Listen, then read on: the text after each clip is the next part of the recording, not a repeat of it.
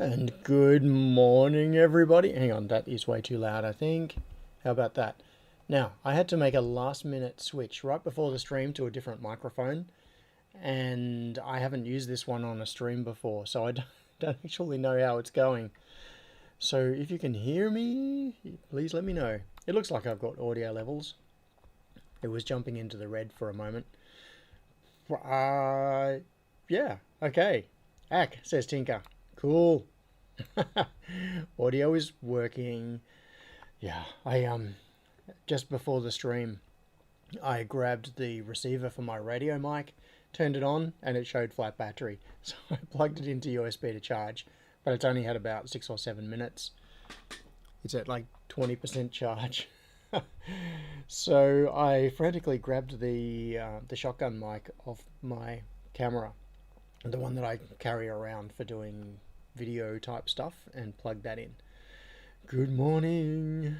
Okay, quality is definitely different, but working. Yeah. So the difference is that this is a shotgun mic sitting under the monitor pointing at me instead of... Hang on, I'm just logging in. Get started. Oh, before I get to that. Okay. I acknowledge the traditional owners of this land, the Whadjuk Noongar peoples. I pay my respects to their elders, past and present, and to Aboriginal elders and peoples from other communities who may be taking part in this live stream today.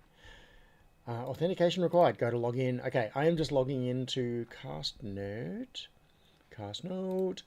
so that I can see the list of everybody. Get started. Active streams. That one. Go. Yes. Okay. It's working. Okay, so good morning to Crispian. Stephen 44799. Amanda, Tassie Bob, John Whips, Simon Austin is here as well. Good morning, Austin. Tinker, Stephen George, Gav is here. Tabraze, Any Mule, Sharky, Paul Schultz, all the way from the land of South Australia. Imi is here again. Didn't I say hello to Imi?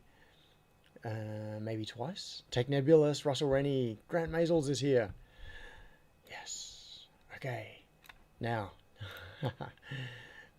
today. Oh, is it working? Let's see if TTS works. I'll just turn the volume up, make sure it's up. Andy says, I checked the guidebook and the advice is don't panic.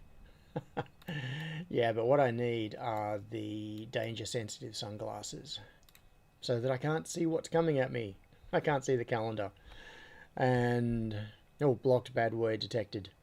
Crispian, hang on, I'll try this. I'll manually... Am I on? Is it working? Yes, that was Crispian's message. So, what I need to not see is that the date is the 18th and that I am doing a talk on the 22nd. Or is it the 21st? It might be even worse than I thought. Yeah, my talk is on the 21st. So that is the reason for the panic today. Now, this is the problem. The problem is I need to be able to get up in front of an audience and talk to them about Testomatic for a whole 45 minutes. Sadly, Crispian's username is a bad word. Yeah, Tinker is right with that one. So,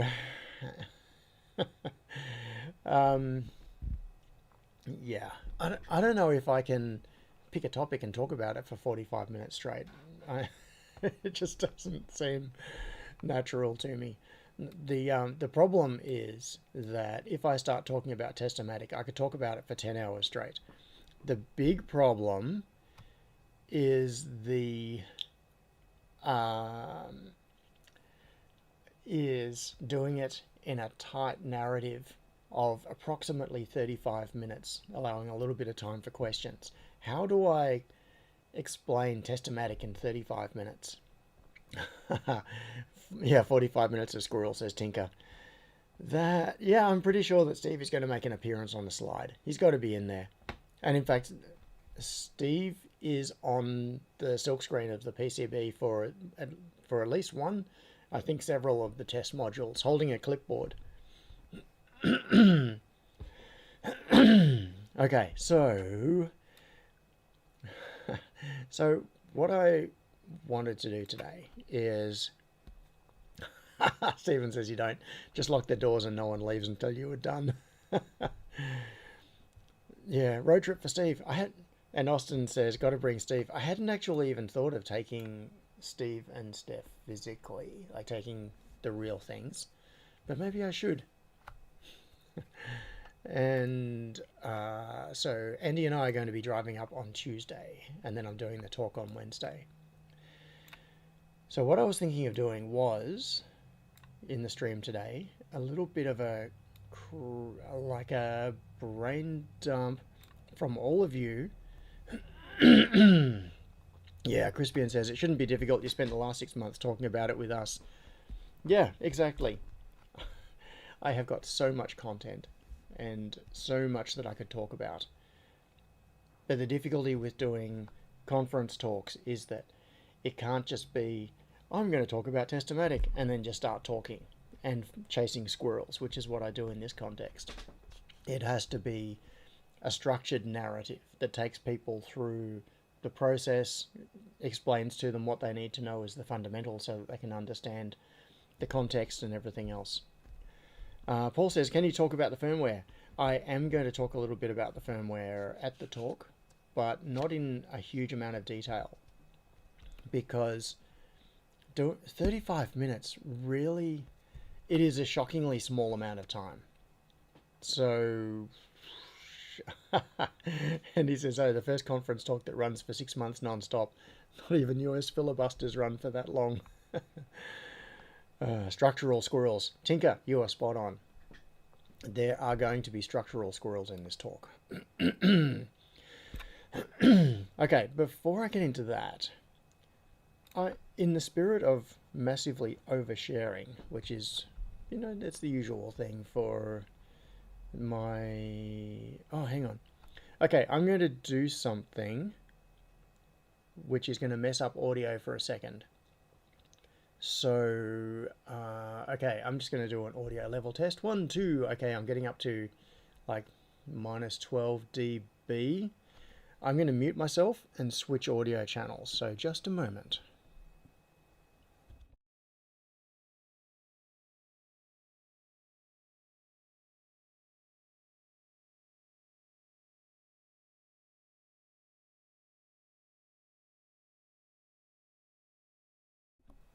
One, two. Okay, I should be back.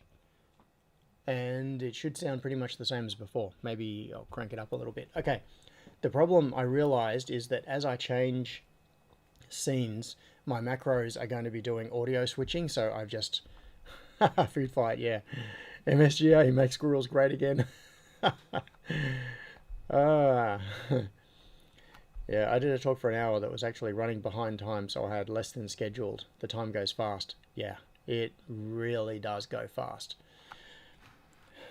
It's what was it? Oh, I'm trying to remember the quote. Since there have already been a couple of references to hitchhikers in the chat, what is the thing about time and lunchtime being doubly so? Yeah, I can't remember exactly.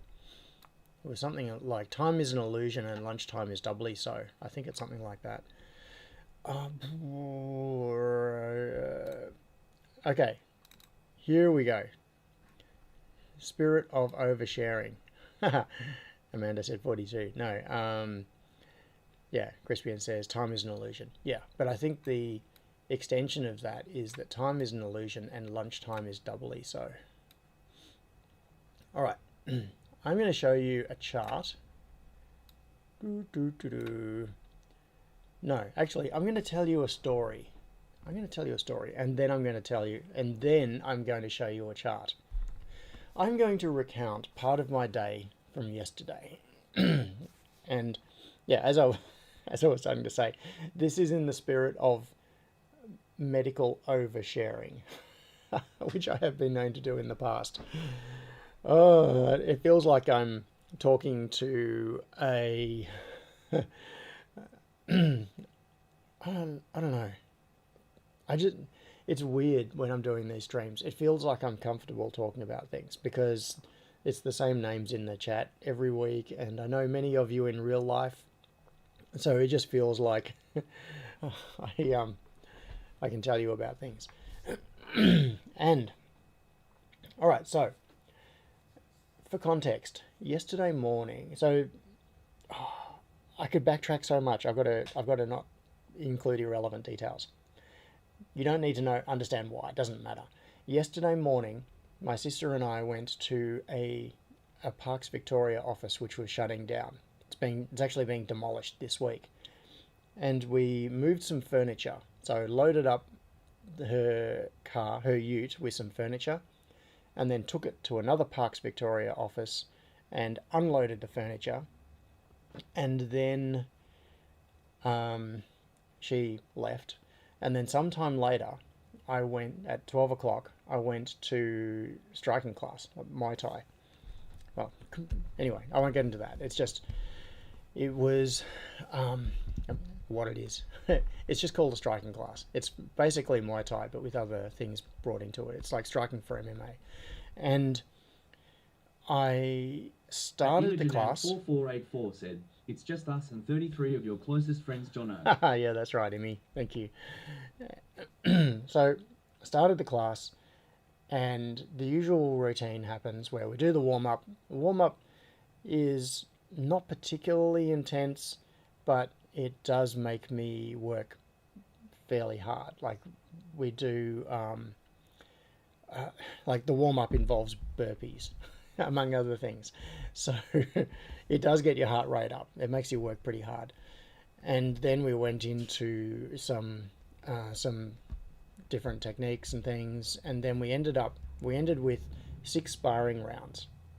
And throughout the session, I was absolutely wiped out. It felt like it felt like I'd run a marathon. I was exhausted, and I actually couldn't do one of the sparring rounds. I was like on my knees on the mat trying not to throw up. I just felt absolutely shocking.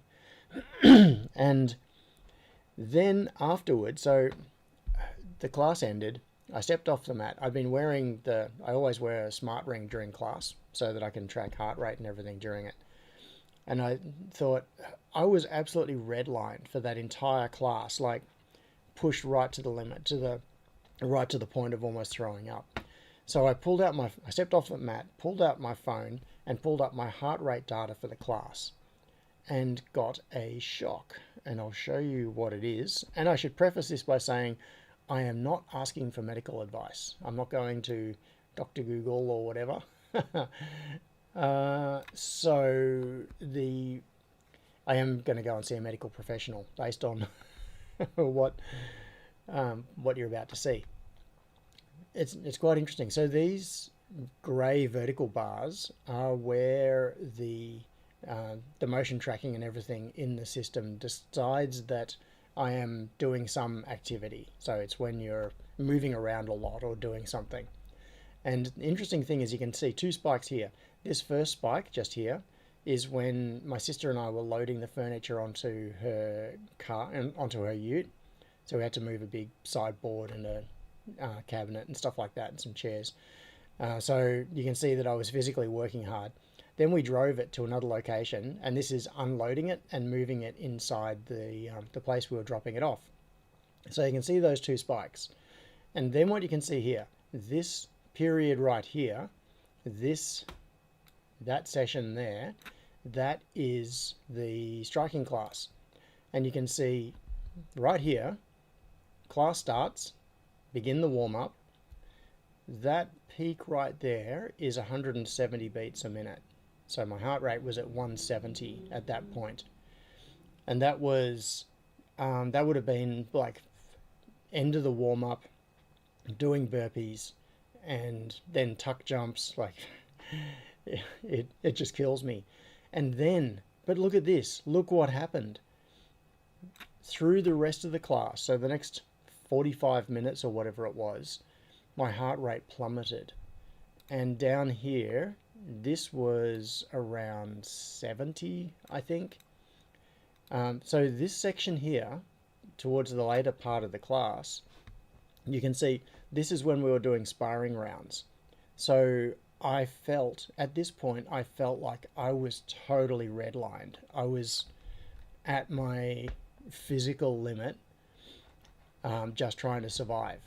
And yet my heart rate was sitting down around the 70 to 80 region. And then you can see where I stepped off the mat and it dropped. It kept dropping. My heart rate down around here, and the reason there is my heart rate down around here was like 66. And this is immediately after an entire hour of super intense,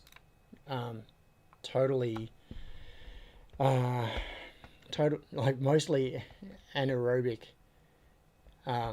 exercise. So, yeah. Oh, Tinker says, last time I felt like that, I ended up spending 4 days in CCU. Yeah, heart stopped at 1 p.m. Yeah, so what you can see here, Jack's Tech said, does your ring also do SpO2? No, that would have been super interesting. Now you can see that there is a gap here where there's no data. And that's because afterwards, like after the session, I had a shower. So I took the ring off and then I didn't put it back on again for a little while afterwards. So that is why there is no data just there.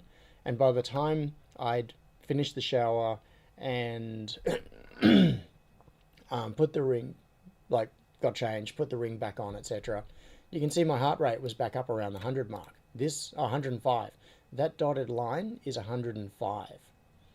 And it then, it was wandering around there, went back up again to like 120, and then it slowly decayed during the day, apart from when I was back moving furniture here. But this is the weird bit right here. It should have been high through that period and then dropping on a diagonal down through this period. This is the aberration. And it is entirely possible that this is bad data. It could be that the ring was not recording properly. It might have been, like if my heart rate was actually up in the 150 to 160 region around here, which is what it typically is during these classes, maybe the ring just wasn't counting all the pulses. It might have been missing 2 out of 3 pulses, or missing 50% of the pulses or something. But immediately after getting off the mat, so right here, this point, where I got it, when I got off the mat and I pulled up the data, so this is maybe a couple of minutes after finishing the class, and I saw this, I immediately showed this to one of my training partners and to my coach, and I said, what is going on? Why am I standing here at 67 beats a minute when I should be at like 120, 130?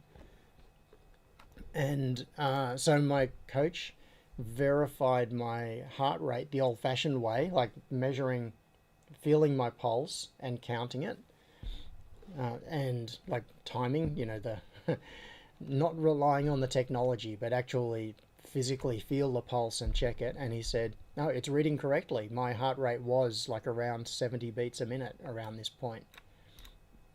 So the machine wasn't lying, as far as I know. Anyway, lots of yeah, Gavin says resting heart rate of 66 is fine. How much do you trust a toy? Yeah, my resting rate is down in the 50s typically, like in the low 50s. And but yeah, it's this is what's freaking me out at the moment. Cardiologist time, says David Crisp. Yes. Yeah, Jack Seck said, either way, just do a heart health check. It's only 30 minutes with a GP and covered by Medicare. Absolutely. I am absolutely going to do that. And Yeah, and I am not someone who avoids medical assistance or interventions. I'm not sitting here saying, "Oh, this is really worrying," and then not going to do anything about it, not go to a doctor. I have regular medical checkups because I have Crohn's and it needs to be managed reasonably closely. I have regular blood tests and checkups and things. And I last had it was like an ECG or something. I had one, I think about 18 months ago. So those are done reasonably often as well. But yeah, I'm actually due to go back to see my doctor sometime in the next 2 weeks for blood test results. So yeah, um, yeah, I'm not super fit though. David says, and you are fine. You're just suffering the benefits of being super fit. If I did that, my heart rate would be at 200 and then would stop. No, I'm not super fit, and and that is really obvious by the way that I actually perform. It's I gas out really quickly. So when I'm doing Muay Thai and sparring, or even when we're doing drills, like when we're doing sessions where we might do 1 minute or 2 minutes of combination attacks and defenses alternating. So one person attacks, the other defends, and then you switch. So we go backwards and forwards, quickly for a minute or 2 minutes or something. Yeah, you just check my performance in terms of ability to keep going compared to the people that I train with, and I am not super fit. um, yeah, Crispin says, at our age, John, 170 is high. I'm like you, but unfit, but not unreasonable for the type of exercise. It is the recovery which stands out. That is exactly right. Yes, it's the this. If I look at this equivalent chart from previous training sessions, the line would wander along around in this area. Like it'd stay in the typically like in somewhere between 120 and 150 during the training session, and then it tapers down afterwards. So that part down there, that is what I would expect the recovery curve to look like. The fact that it plummeted, yeah, of course I've Googled it, and there are multiple explanations for what could be going on here. So I'm going to go and see a doctor. David says the people he trains with are 25 to 35, and yeah, that's true. That's true. The with a couple of there are some exceptions. One of my main training partners, who many of you would have met at barbecues, his name's David. He's ridiculous. Like he is totally ridiculous. I think he is 62. Your heart was just telling you to settle down, take a break. Yeah. Gavin says, you do realise you're getting older, not younger, Jono. I'm a doctor, not a Rolex specialist. Crispin says, when I was on beta blockers, my heart behaved like that. Really? Interesting. Yeah, okay. So, yes. Andy says, peak heart rate is 220 minus years old, so 220 minus 50 is 170, so that's reasonable. Yeah. I'm not really concerned about the peak. I'm concerned about the fact that it didn't stay high. It should have stayed high. Well, that is way more. I wasn't expecting to spend so much time talking about this. But you know what it's like. So this is exactly the problem that I'm going to have with the conference talk. If I don't keep myself on track, each of the points that I want to hit could end up being a 20-minute sidetrack into elaborating on it. So I've got to keep myself following the script. Although when I do talks, I don't script them as such. Like I don't write out a script of what I'm going to say, but I try to have a very specific and clear sequence, and I keep myself on track with the slides that I do. So I tend to have a very large number of slides, and the slides themselves do not have a lot on them. I don't typically put up slabs of text and that sort of thing, like things for people to spend time reading. It's more, if I'm talking about something, I'll throw up a photo of the thing I'm talking about, and then I might step through a sequence of photos in the space of maybe like 20 to 30 seconds. While I'm talking about something, I might go through 4 or 5 or 6 photos. Each one will be on the screen for a few seconds, but it's like building up a picture, and they're just visual reinforcements of the topic that I'm. Jackstack says no more than one slide per 30 seconds. Yeah, but part of it also is that I use slides like animations almost. Instead of having multiple things. Hang on, I'm going to find. I'm going to open talks. I'm going to find some slides. Oh, here's an old talk. Oh, but there are no slides for it. Okay, where's a talk with some slides that I can open? No, just lots of photos. Oh, okay. Here's a set of slides from a talk from 5 years ago. No, 6 years ago now.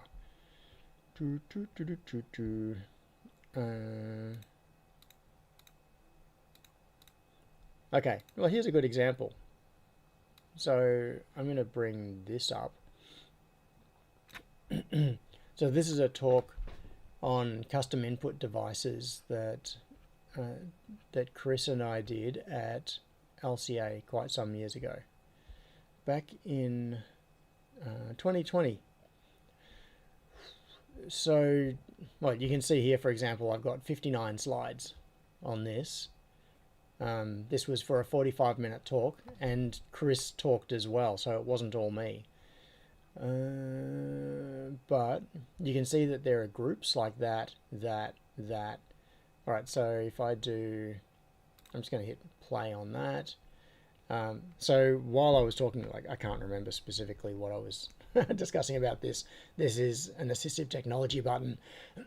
So as I'm explaining what it is, I would have said something like, this is a 3D printed large button which is easy to hit, so that you don't need a lot of dexterity. You can just hit it with your hand, and it connects using cables that plug into a device that receives it. And you can also use things like this foot switch, and it plugs into the sockets which are on the back.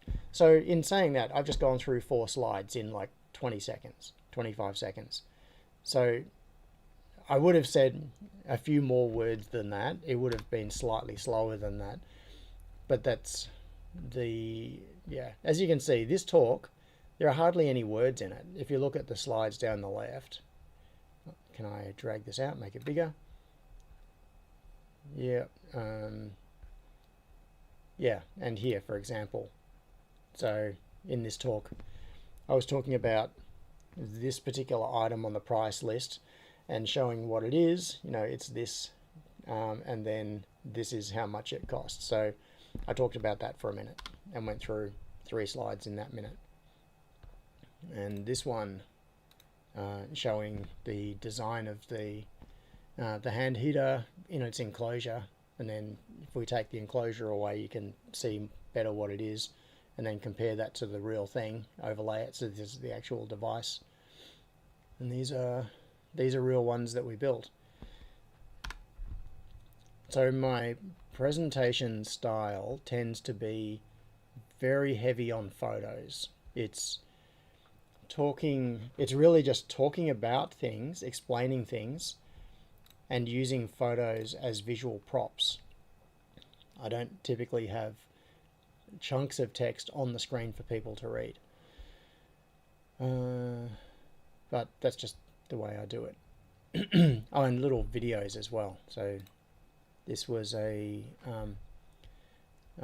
video. Is it a video? No. Oh, this is the video. Yeah. So yeah, this was just introducing the people in the video.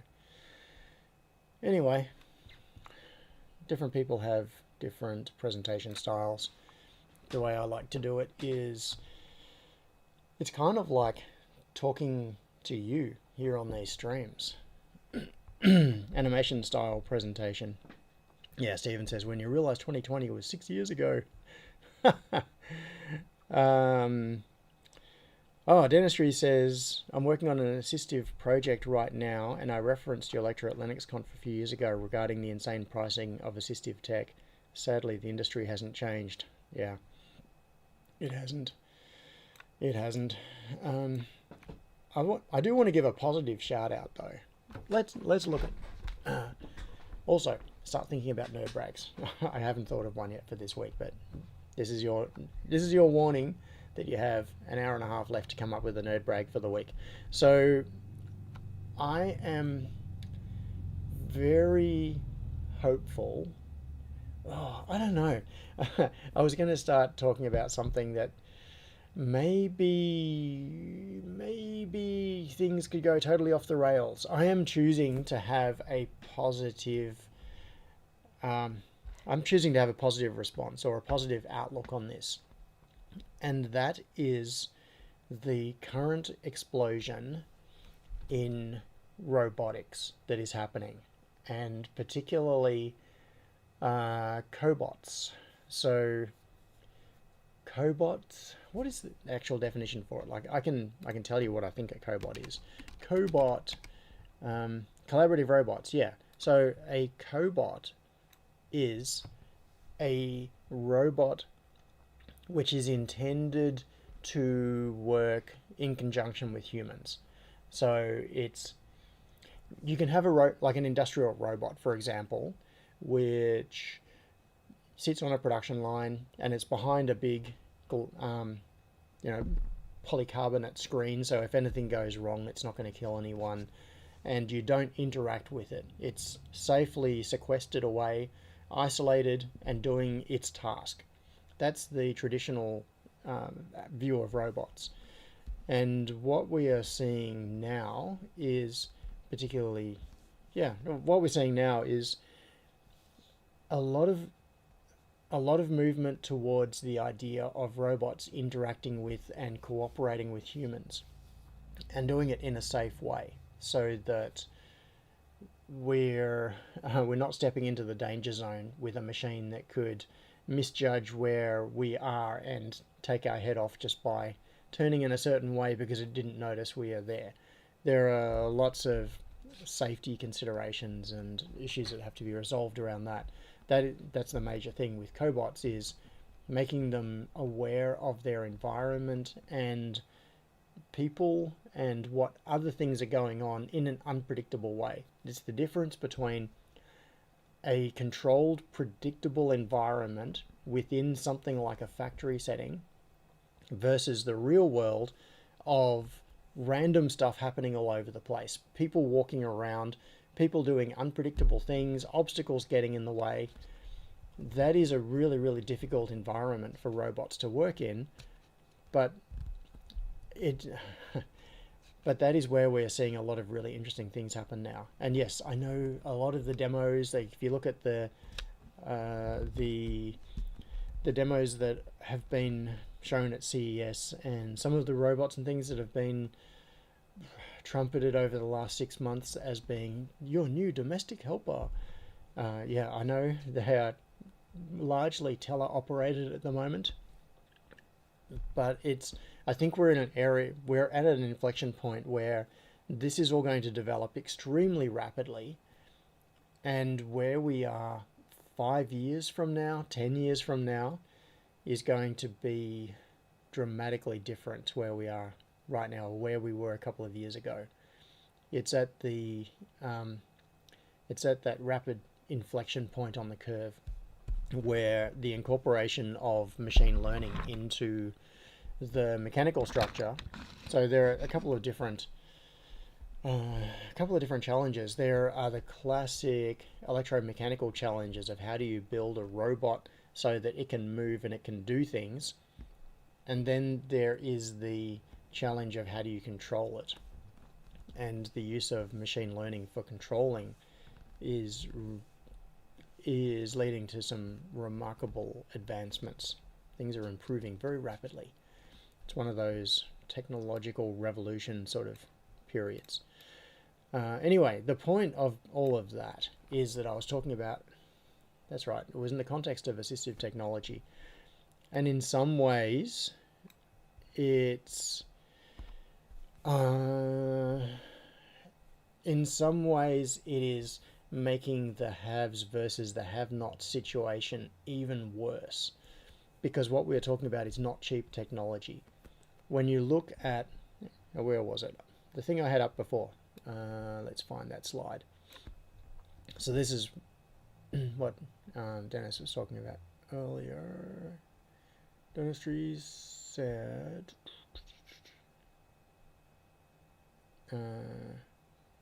sorry, I said, brain melt moment. Josh, here, yeah, the point of what I was saying here is this is a foam ball. It's a 42mm diameter foam ball that goes onto a joystick so that you can grip it easily and move it for driving your wheelchair. It's like, it should be worth 5 cents, and it's $90.62 US. So like 120 bucks Australian, give or take, for a little ball of foam that could be a Christmas ornament, except that it's black. And so when you see things like this, it makes it really obvious that the way the economic structures are set up in terms of access to assistive technology makes it inaccessible for many people. And if a foam ball is $90 US, how much is like an Android robot going to be? And yeah, $1 million. Yeah. When you take something that is going to be used for medical purposes, it pushes the price way up. But my hope, this is my hope, when things are, how do I put this? Okay, things that are developed for a consumer market are designed and priced in order to sell, because the companies that make them want to stay in business. They have to be competitive, and they have a free market where their competition are going to be trying to sell against them. So they have to compete on a number of different axes, including features, performance, reliability, price, etc. All customer service, all of the things that guide a buying decision. So the decision about what phone you buy, or going to buy a new TV, or any of these sorts of things technology that you buy as a consumer, you are making a purchasing decision based on these factors, and you are weighing up all of these different factors. When you are purchasing things from a medical need situation, the factors are very different. Henrik, bonjour. Yeah, the factors are very different, and they can, because the imperative to have the device is so high in terms of the utility that it gives you. For example, having a wheelchair versus not having a wheelchair if you are unable to walk. The imperative to have that wheelchair is incredibly high because it improves the life of that person so much. The danger is that the people that make the wheelchairs know that, and because of the way the medical insurance system is structured, they can price their devices incredibly highly because they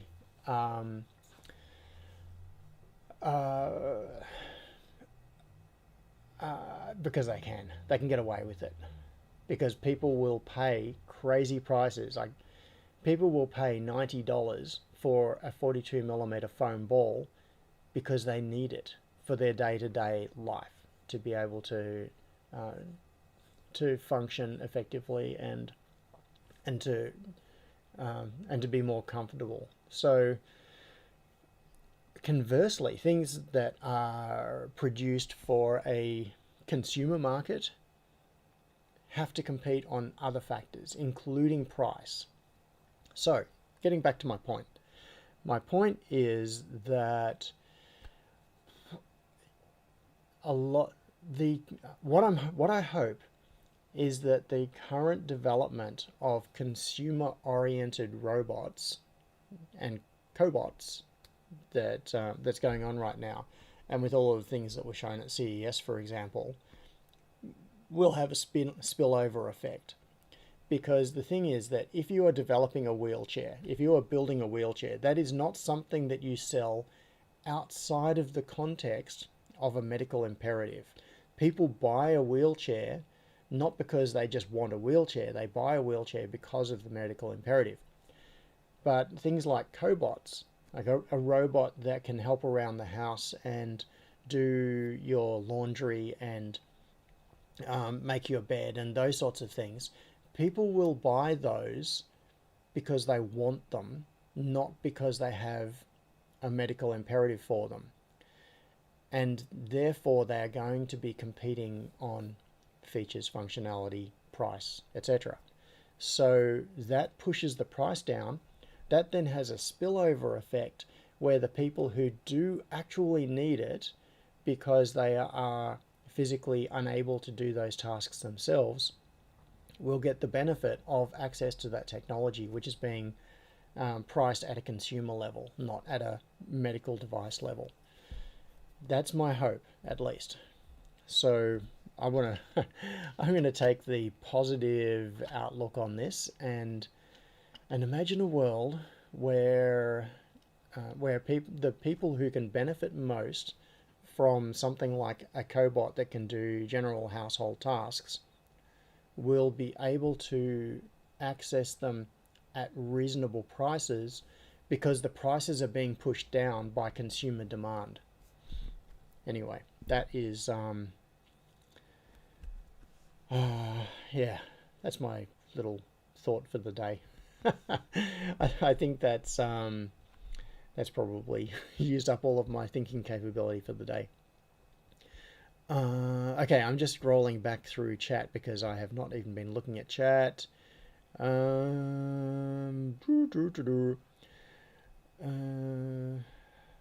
are we? Yeah. I'm just going back to all the way back to when I was when I was showing the heart rate chart. So we were flashcards for timekeeping. Yeah, I do train with some very, very fit people who are half my age and less. That is right, David. So, scrolling. Oh, John said flashcards for timekeeping. So this is talking about for presentation purposes. Yeah, and so things like this is Keynote, which is the presentation software I use. There are many different types of presentation software. What options do we have? I haven't got it set up to play properly on this. So typically with presentation software, in window full screen, in full screen, play slideshow, in full screen. Yep. So now if I do this, it'll go to using the full screen. Now what you can't see is okay, I'm going to switch the monitors around. Right now what you are capturing, what you're seeing captured is the output that would be going to the projector. So I'm going to do a little switcheroo, arrange window. How can I change this? Settings, presentation, rulers, remote, slideshow. Okay, open display settings. What I want to show you, update available, is, no, that's not the right way around. I want to switch. How do I do this? BMD, that is the presentation, extended display. That one is main display. Oh, I see. I've got to switch main display versus extended display. If I do that, it's going to screw up everything, so I'm not going to do it. Okay, I'm going to take a screenshot. That's how I'm going to do this. I'm going to do, I'm going to hit play on here, which takes it into full screen mode. Then I'm going to do what? That. Okay. Oh, no, that wasn't a very good example. I'm going to go to the next slide and then take a screenshot again. Current slide. Yeah, okay, this one will do. Okay, I hope that actually worked. I'm in full screen presentation mode and I don't know if the screenshot has worked. Let's see. Is it that one? 1047. No, not that. That. Yes, okay, cool. Now, the aspect ratio is going to be totally screwed because this is an ultra-wide monitor. But what you see here is the presenter screen. And so while what this is showing is the screen, this is what is being shown on the projector. So I can look at my laptop screen while I'm doing the presentation and I can see what is on the projector and I can see what the next slide is going to be. And that is the key, because I don't have to remember what's coming next. It's sitting there in the queue, right there, visually. And I know that when I press the advance on the presentation, it's going to move to this slide, and that will move across, and then it's going to give me a preview of the next slide after that. And it shows the time. So this counts up in real time. So the view that I get shows me what I'm currently presenting, the next slide that is about to come up when I press the button, and what the current time is, so that I can keep track of it. So yeah, I really like presenter mode views. It's a real help.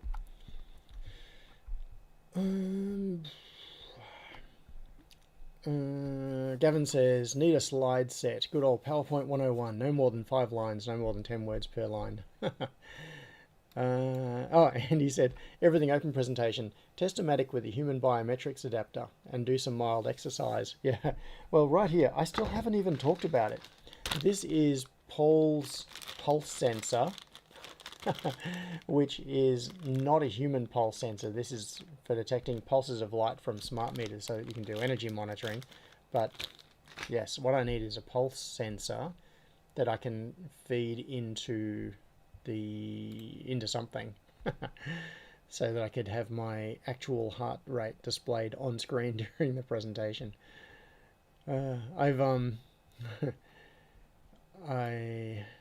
There was some streamer that I was watching a little while ago. It was a game streamer, and they had a heart rate monitor on, and they were displaying, like, their own heart rate was displayed on the screen while they were involved in some tournament or something, like an online tournament.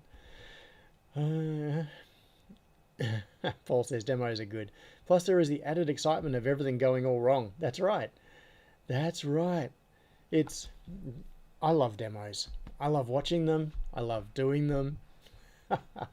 And part of it is that I've kind of relaxed over the years about demos failing, because the way I figure it is, demos, if a demo goes smoothly and it all works well, that's great. If it fails, as the presenter, it feels terrifying that you're going to be trying to demonstrate something and it's not going to work. But the audience understands.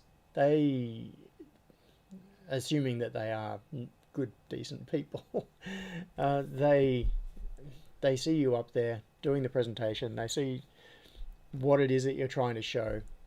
Maybe things go wrong. I had a very embarrassing incident a long time ago. I think it was back around 2005-ish era when I was doing a presentation at LCA, and I was trying to I wrote some really simple C code.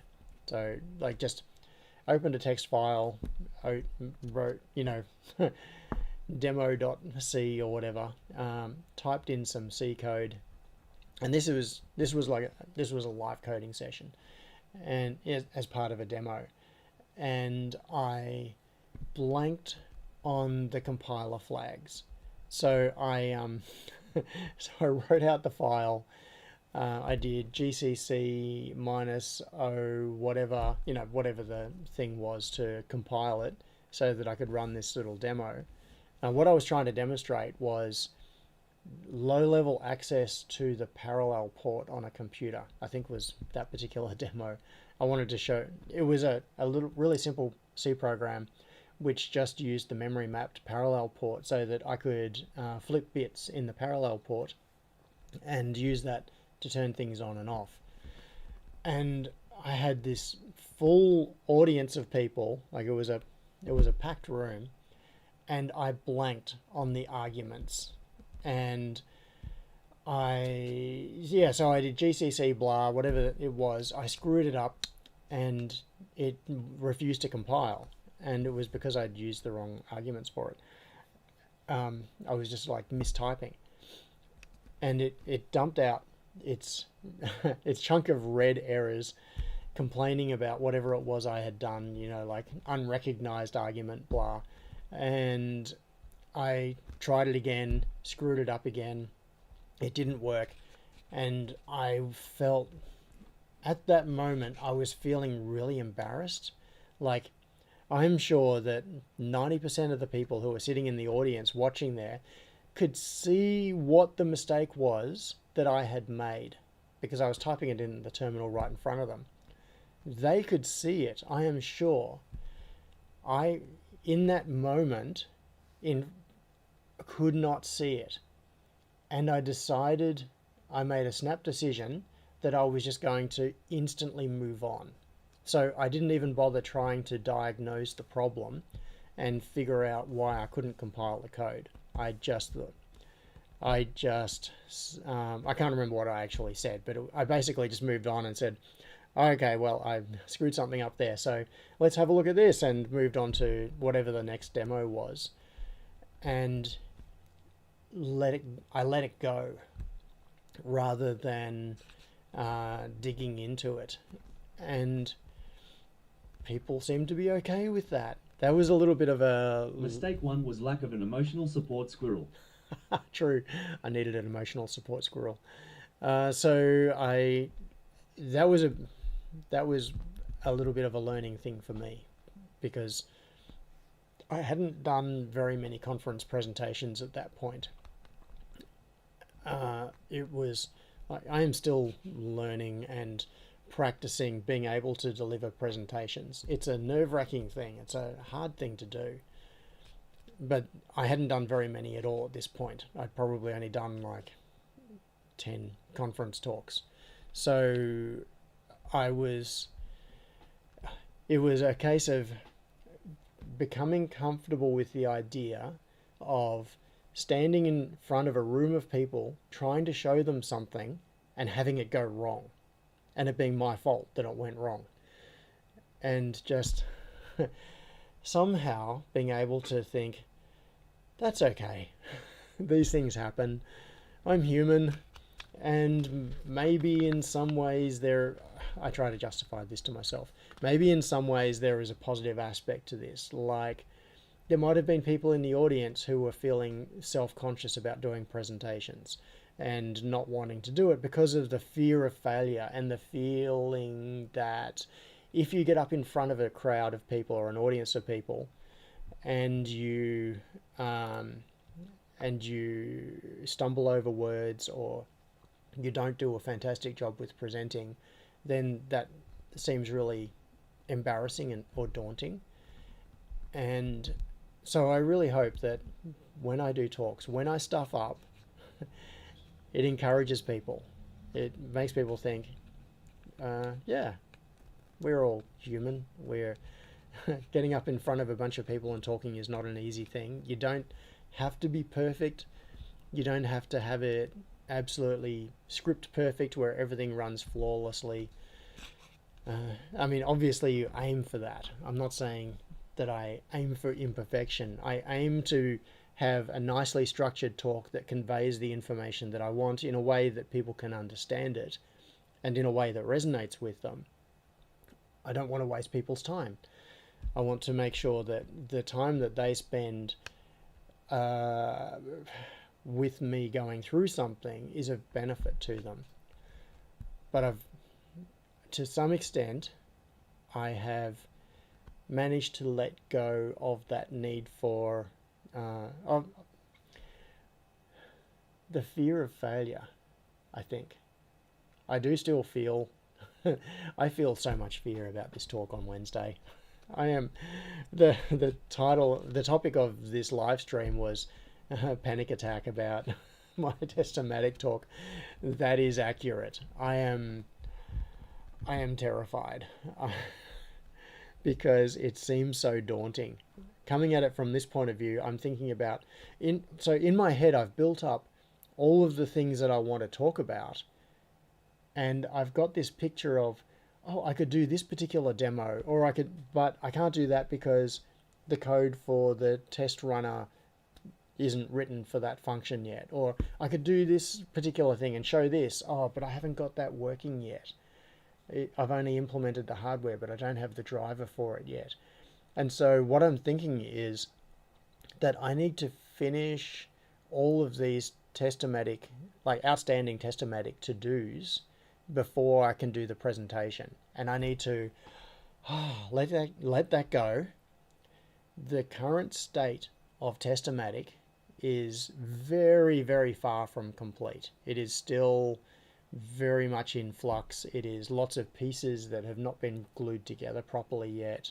There are major missing chunks. It's like a jigsaw puzzle where not only is it messed up, not all the pieces are there yet, and I've got to make those pieces so I can finish the puzzle. And that is going to take some time, and that is not going to happen by Wednesday. So I just need to relax about that. The current state of Testomatic is the current state of Testomatic, and I can present on that, and then goals for where I want it to go. So the plan for what is going to happen next, what are all of these gaps that need to be filled in, and hopefully that will be an honest talk that that will resonate and that people will appreciate. So I've got to let it go and just do the best preparation I can. Oh, okay. So back to back to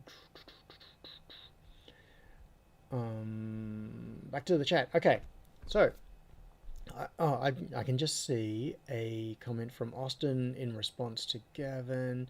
Future plans, yeah, future plans. Gavin, I have questions to answer. So I can see Austin's response.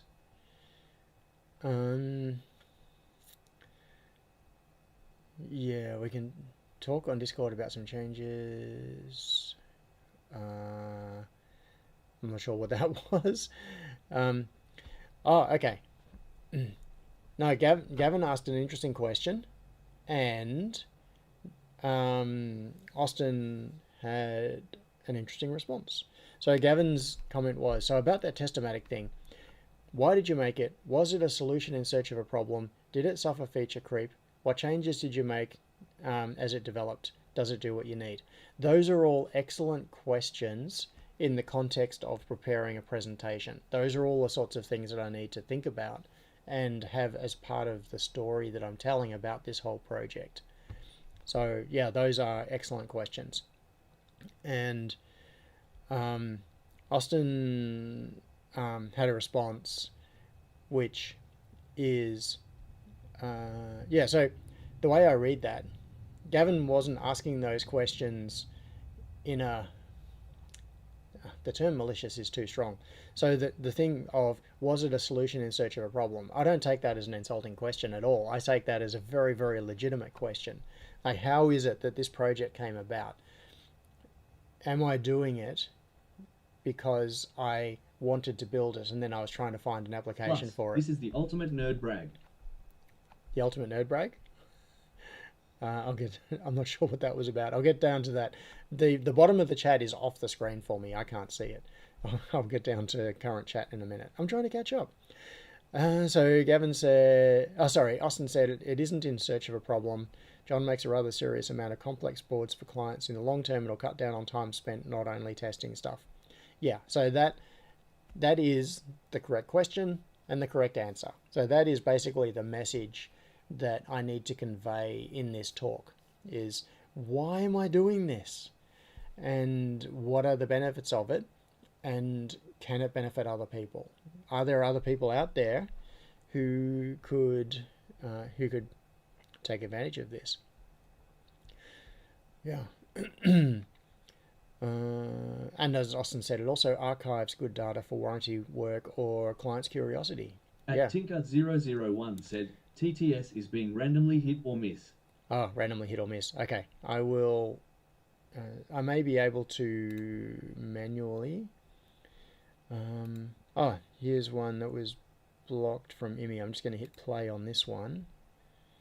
Hopefully, people are interested in what you have to say. They're going to be excited about all of the possibilities. Your audience may even brainstorm, float ideas, and help problem solve. Yes, that's what I hope.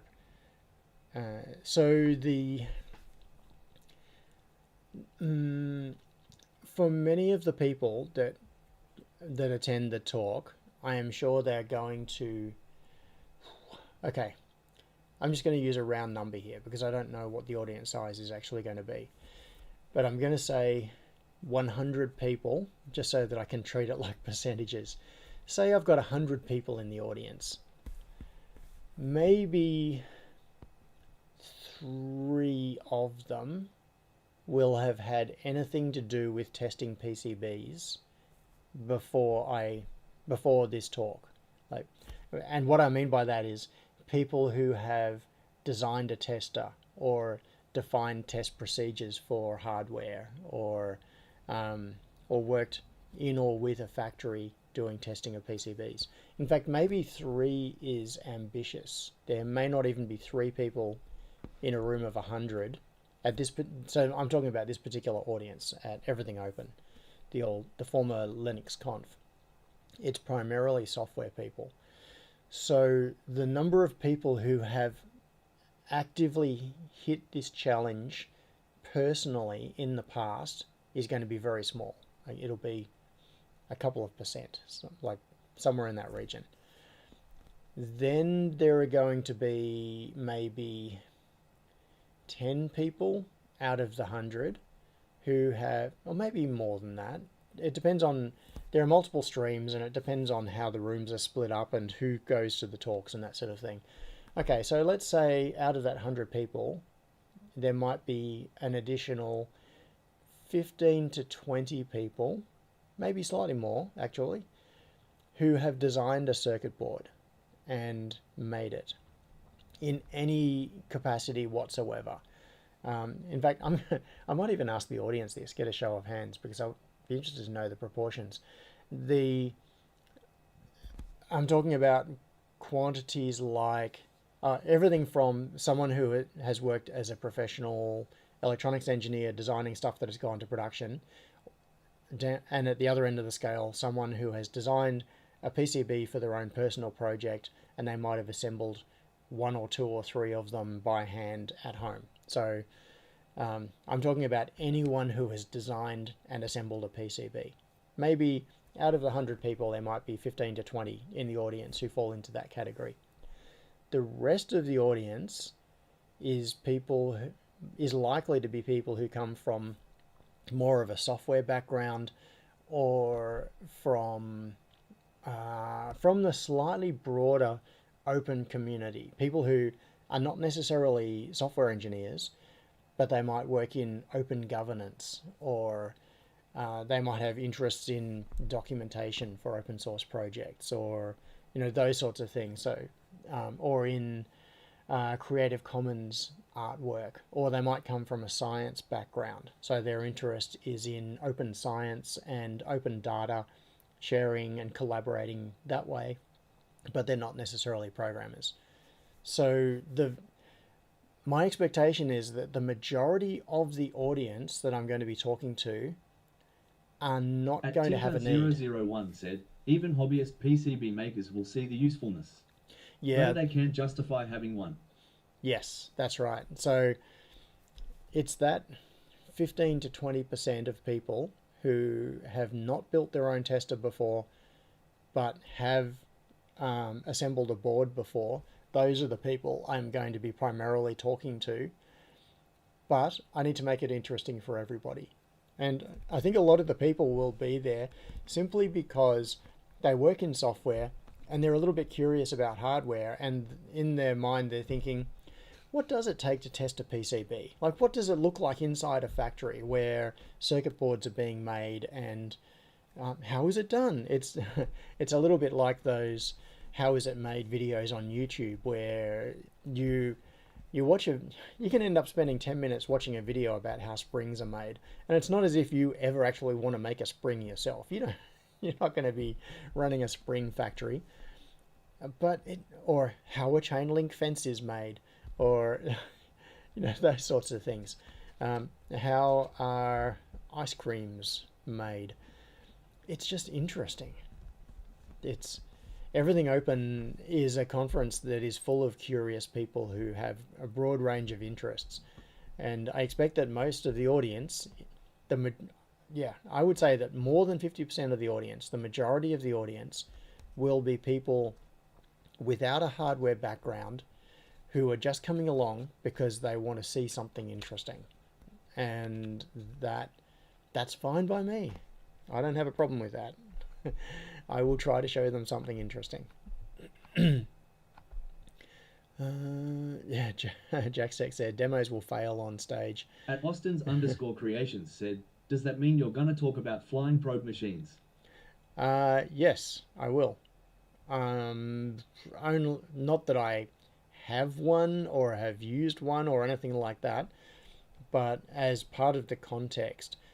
So my sequence for this, my general sequence for the talk, is to talk about, well, actually I'm going to give this slightly out of sequence.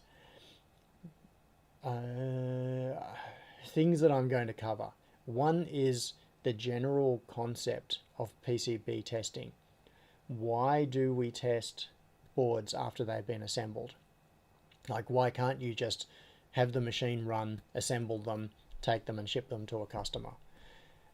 So also, how is that testing done typically in a mass production environment, which includes things like flying probe testers and pogo beds and all those sorts of things. So, and there can be specialized testing.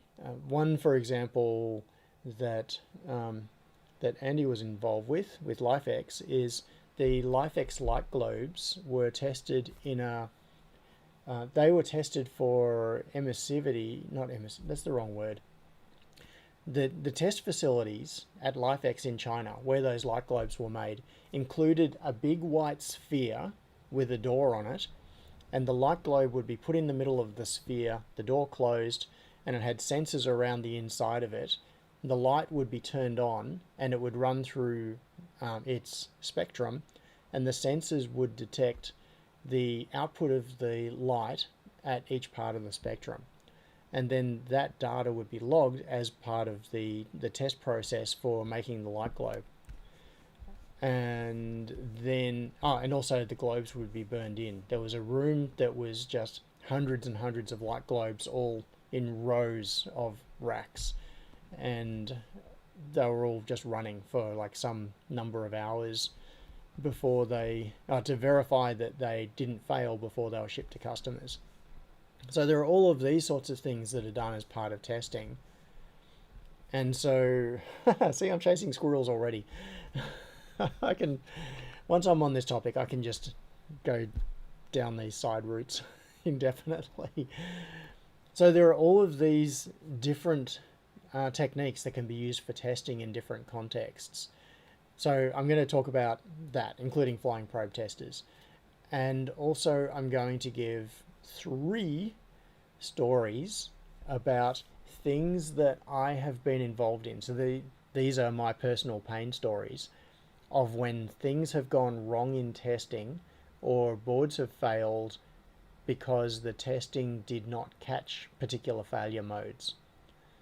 And I have chosen the 3 particular stories because they illustrate 3 different characteristics.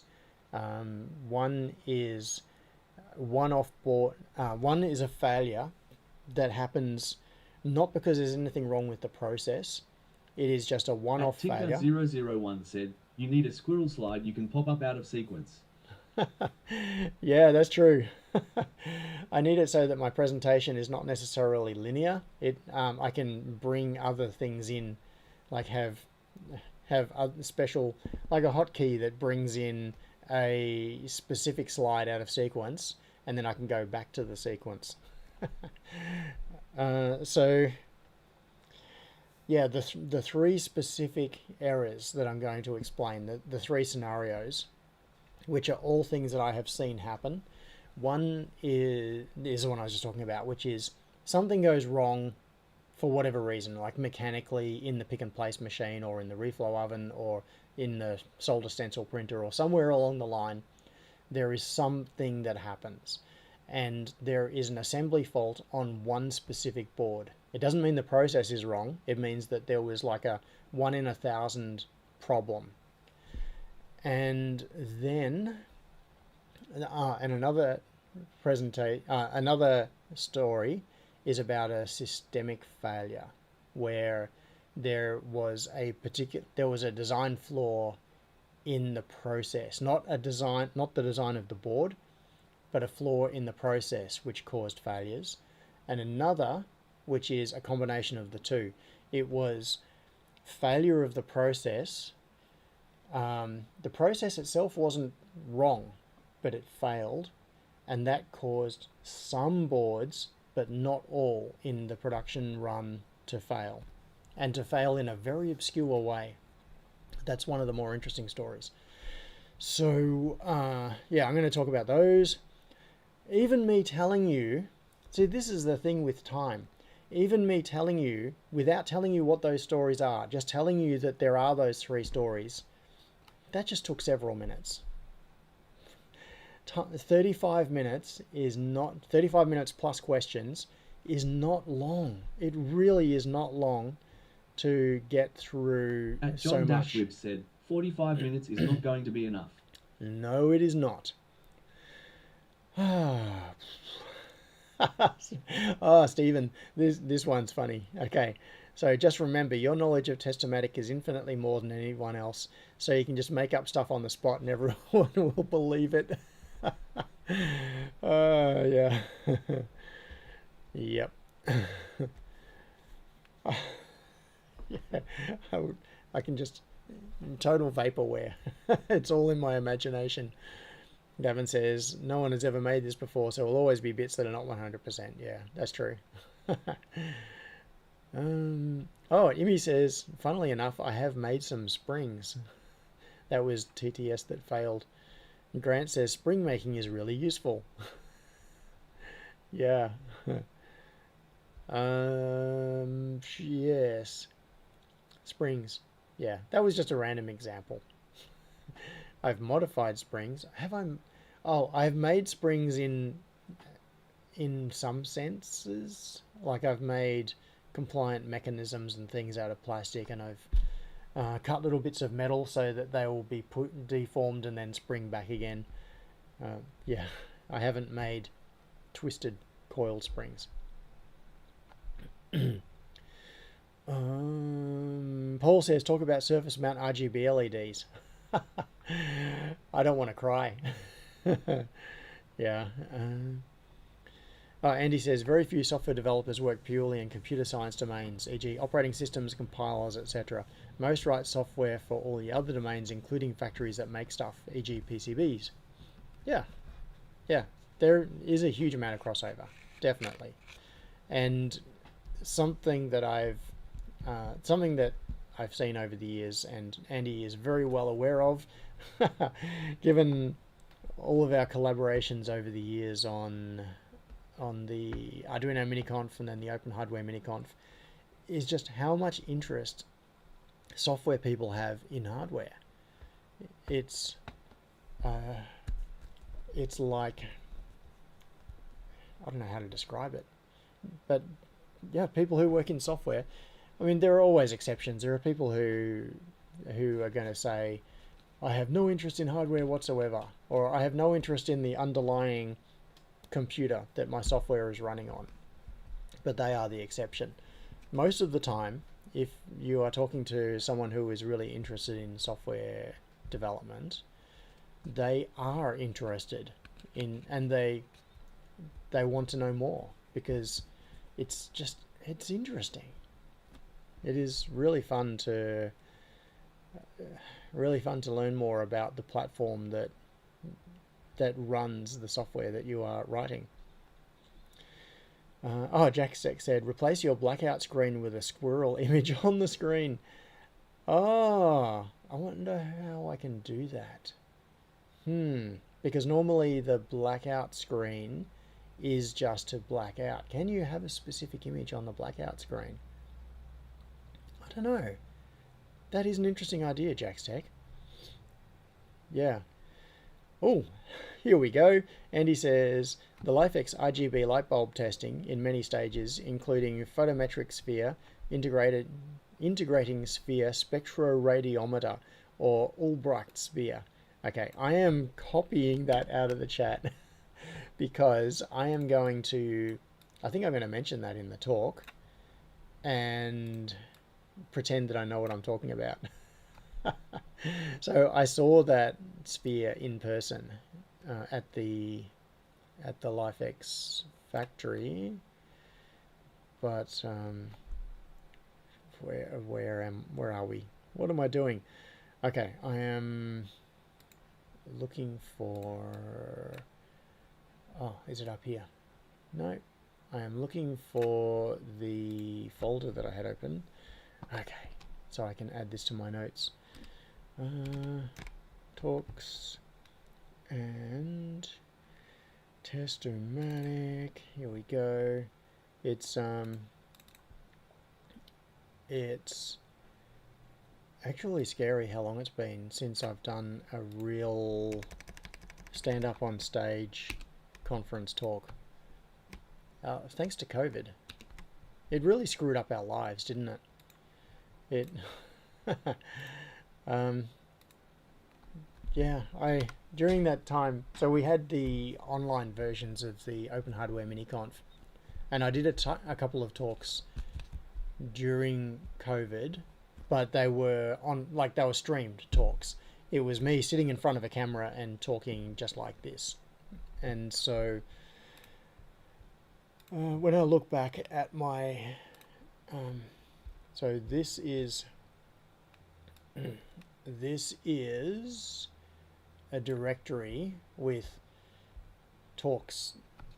Oh, excuse me. With talks that I've done. It doesn't go back before that. Yeah, there were definitely earlier ones than that. So this was a talk I did at LinuxConf. No, not LinuxConf. At LinuxTag in Germany, compiling kernels. I have not looked at this for so long. So this is it as a PDF. Linux Tag 2004 in Karlsruhe, Germany. So this was my slides from that talk. Getting the source, tools. Yeah, so this is how to compile a Linux kernel and turn it into a package. And you can see that on these slides, this was quite early on. These slides are lots and lots of text, like, but then it's about compiling kernel. So of course, there's not much else you can do. And the idea was that I was trying to make the slides useful for people who weren't at the talk, so that the slides themselves become like a how-to of, oh, this is how you get the kernel source, and then these are the changes you make, and then this is how you compile it, and then this is how you turn it into a Debian kernel package. So my presentation style has changed a little over the years. It used to have lots of slabs of text like that. So that was a talk in 2004. So you can see 2004, 2004, 2004. So these were all talks from 2004. Then these were all talks from 2005. So yeah, I did a talk on Subversion. Then there was the Debian MiniConf, LCA close. Oh yeah, that wasn't a proper talk. That was, so this must have been while I was president of Linux Australia. So I was doing the closing at LinuxConf. I did a talk about Subversion, version control, back before Git took over the world. Application architecture, PHP application architecture. Back at the PHP user group in 2005. So anyway, my point is, I used to do a lot of talks. So that's 2004, 2005, and then here is 2006, all the way down to there. That was talks in 2006. Then 2007 goes all the way down to here. Oh, it keeps going. From there to 2000 and there. This was talks just in 2007. Then 2008 was that. So for a while, yeah, 2009 there were a few. 2010 was that. So for quite some years I was doing between like 4 and 10 talks a year, but then it gets down to here and it becomes very sparse. So 2020, 2021, so this was testing the swag badge. I need to pull some stuff out of this media. Where are the, oh, okay. John's purpose in life has always been talking. It all I wouldn't have thought so. Because I'm an introvert. Hang on, I just accidentally locked my computer. I've got to unlock it. There we go.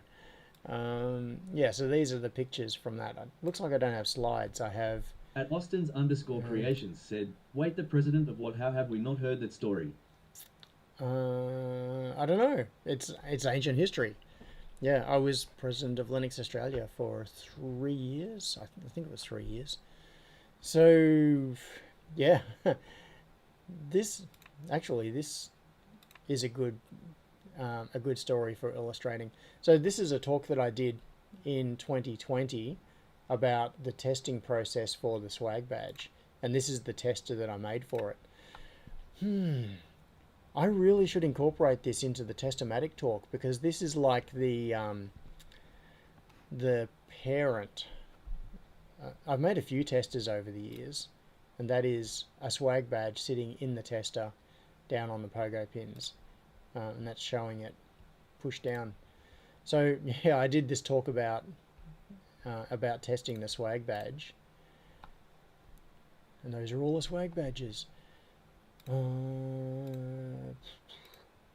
have I got two?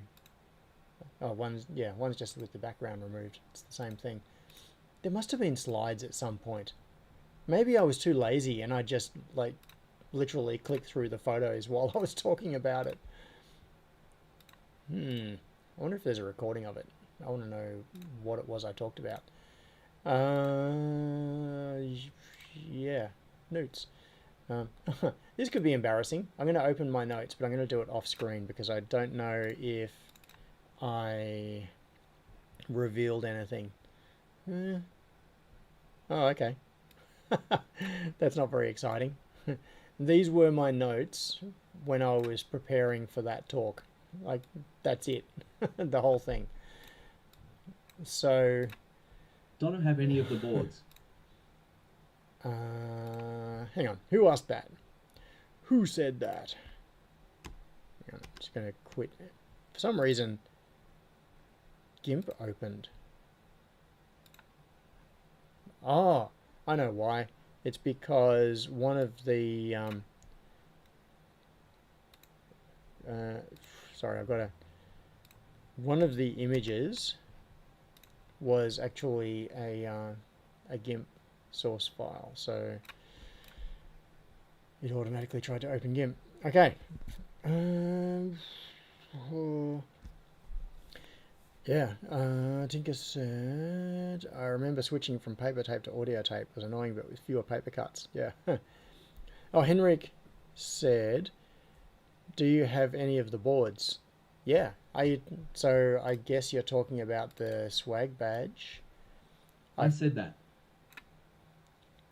Yes. Yes, I do. Where are we? I definitely have swag badges. I've got some of these boards. I probably have this tester set up as well. So maybe I should throw that in the box and take it along as a little show and tell thing. As like an example of a minimal testing setup. Yeah.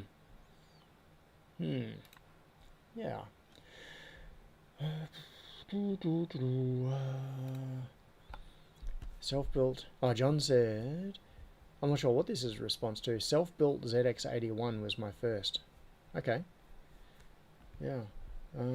Crispin says, I had an Acorn Electron and loaded programs with a cassette recorder on which I had to adjust the tone and rewind to reread. Didn't have two OLED screens. Individual packets. Henrik asked, why did it have two OLED screens? It was... there were a few different reasons. Stephen says, quick, someone use AI to get his password from the key presses.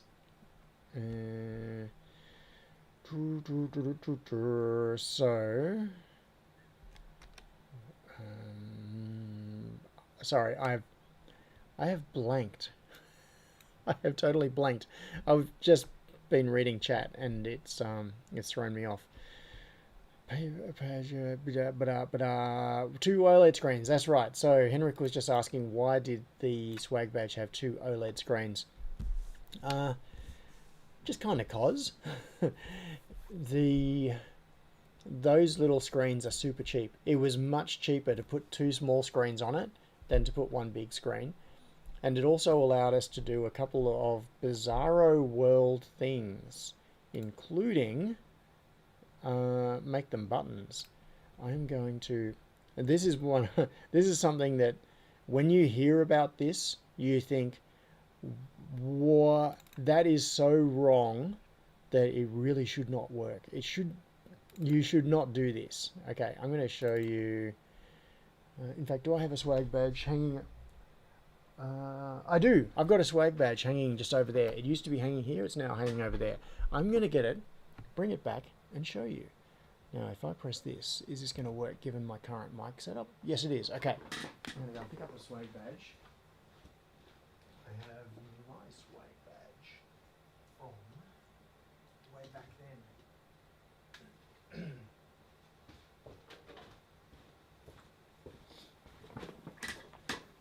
Okay, and I've also got the Tux badge, but that's not the point of the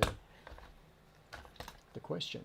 So this is, wait, that's my conference everything open badge from 2023.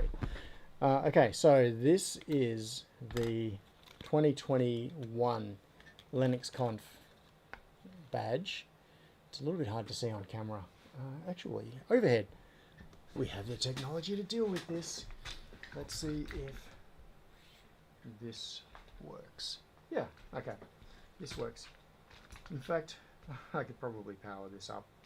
It's got a... I'm going to get it off. See if I can get this off easily. And then take the back off. It's got a 3D printed back on it, because when it hangs from a lanyard, it hangs with this face against your body and this face visible at the front. But I'm just going to take this cover off so that we can see the artwork and everything on it. So on the back it's got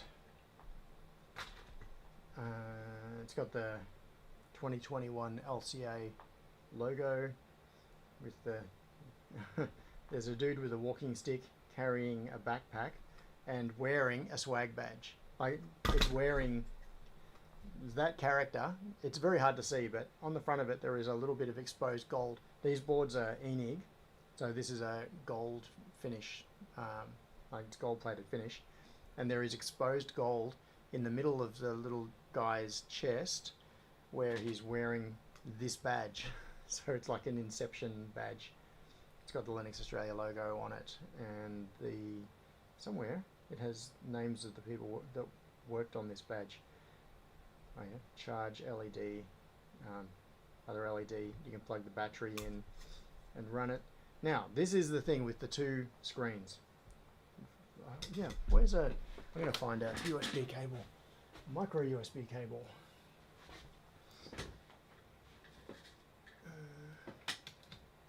Micro USB. I have no idea what software is loaded on this at the moment. It may do something, it may do absolutely nothing. Oh, there we go.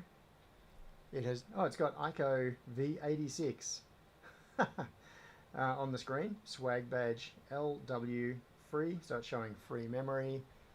You wouldn't be able to read that, it's way too small. So this is the thing. Okay.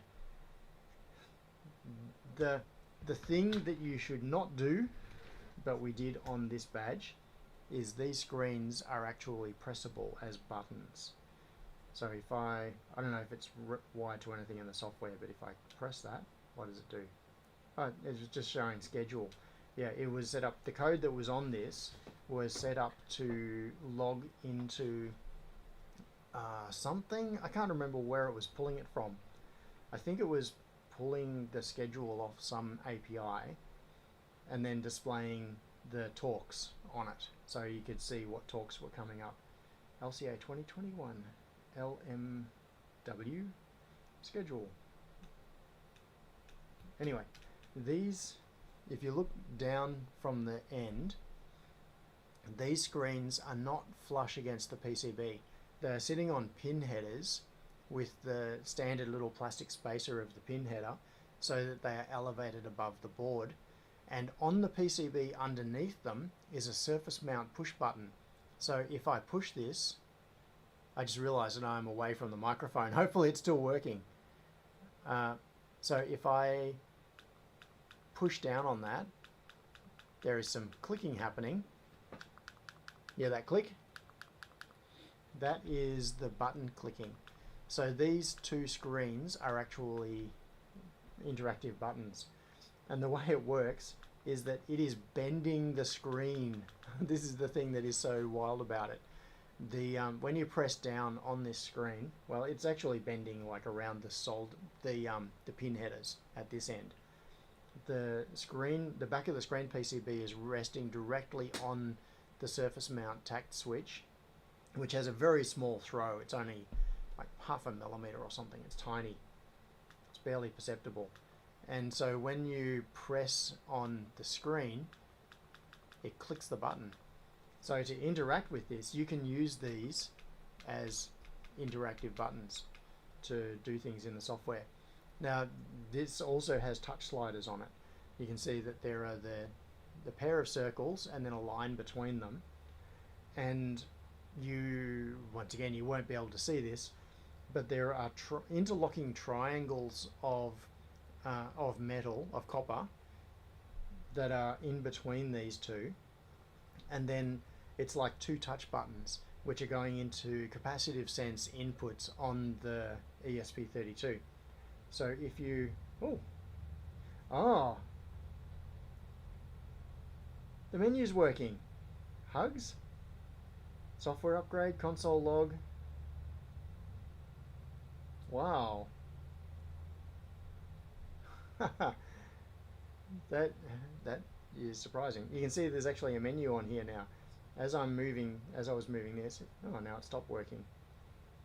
Firmware upgrade, hugs. Oh, that was part of the hug detector. Yeah, there was a hug detector project done on this. Andy says press and hold the top left and top right touch buttons. Okay, top left and top right. Oh, that's right. Yeah, so I was explaining about these touch buttons. So there are 4 touch inputs here that are going into the ESP32, and they are intermeshed. You can think of them as being like fingers, where there is this button with fingers coming down and this button with fingers coming up, and they overlap in the middle. Tinker001 said, John, if you were to lay it flat on the desk, the screens would be readable at 1080p. Okay, I'm going, and in fact I can zoom in too. I'm going to zoom the overhead camera in, and then I'm going to have to refocus. No. Exit that. Just going to get them in the right place. Back out a little bit. There. Okay. Get the focus right. Okay, so when it jumps out of focus assist, it's going to move. There we go. Yeah, hopefully still readable, but now you can see the whole thing. Where was I? Sorry, I'm just moving this park brake out of the way. Don't ask. So it's 2 interlocking touch inputs, and so what happens is that the ESP is reading the signal from this touch input and from this touch input, and they are overlapping, and the overlap is triangular. So the area that the 2 buttons have varies across the length from here to here. And the result is that the ESP32 can detect where your finger is along Do the buttons select now something? Okay. Yes, they do now select something. So where you have your finger along here will change the relative strength of the 2 signals from those 2 buttons, so the ESP can figure out where you are on the slider.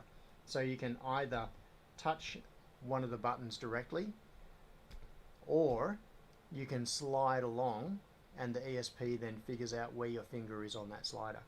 Now, Andy was saying to press and hold the top left and top right button. So I'm going to press and hold those, and let's see what happens. Yeah, it is quite possible that this badge is not in a running state. This is from years ago, and I've got no idea what firmware is loaded on it, how final it is. Yeah, I think it went into, what mode did it go into, Andy? Andy obviously remembers this far better than I do. Alright, hugs. Yeah, so you can see that this menu is now changing as I tap these. I can switch between those 2 menu items. Firmware upgrade, if I press console log. Oh! Wi-Fi scan, connecting, blah blah blah. Looking for test.mosquito.org. ICO. Yeah. Oh, Superhouse. Oh look, it's actually on my Wi-Fi. So it's on Superhouse and it's been given an IP address of .148.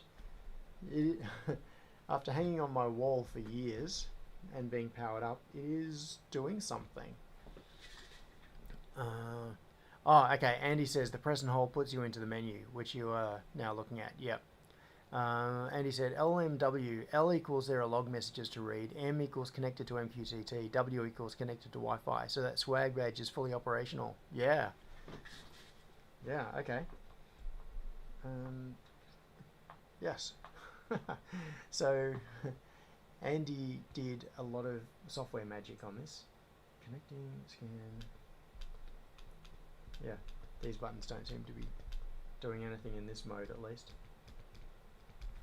Let's see if... Look up that IP address. There we go, back to the console log. Lol doxed, says Crispian. It's an internal IP. I don't think it's a problem. So, console log. Console log? What's the select button? What is select? Console log.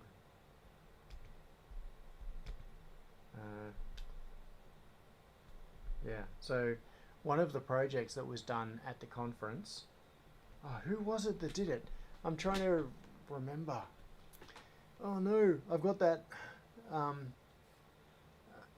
conference brain problem where there are people who I see once a year. Typically, when LCA was on every year, I would see many of the same people every single year, and it was regular enough that names would stick properly in my memory.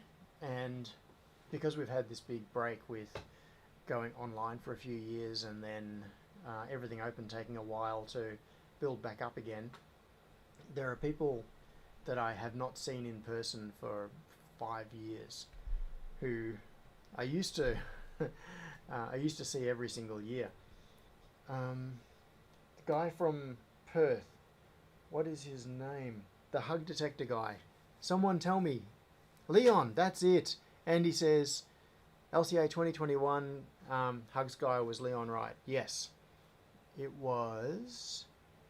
okay. Henrik asked a question, which I will get to in just a second. I asked before, what was that red add-on P proto board that you removed? Yep, I will get to that in just a second.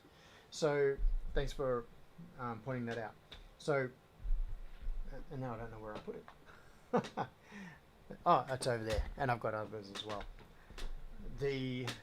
So Leon did a project. These are okay. In fact, that ties into exactly the question that Henrik just asked. He was asking what was this red proto board that I removed. This header that is on here, you can see one there, one there, one there, and one there. This is called the SAO. Which stands, the original version of that is Shitty Add-on, and it's basically an I2C and power interface so that you can add things onto a conference badge. And this is a SAO. It was then for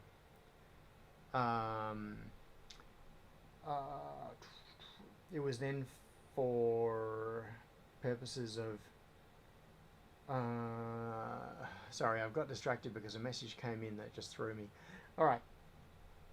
Someone wanting to call me, but I can't. I'm on a stream.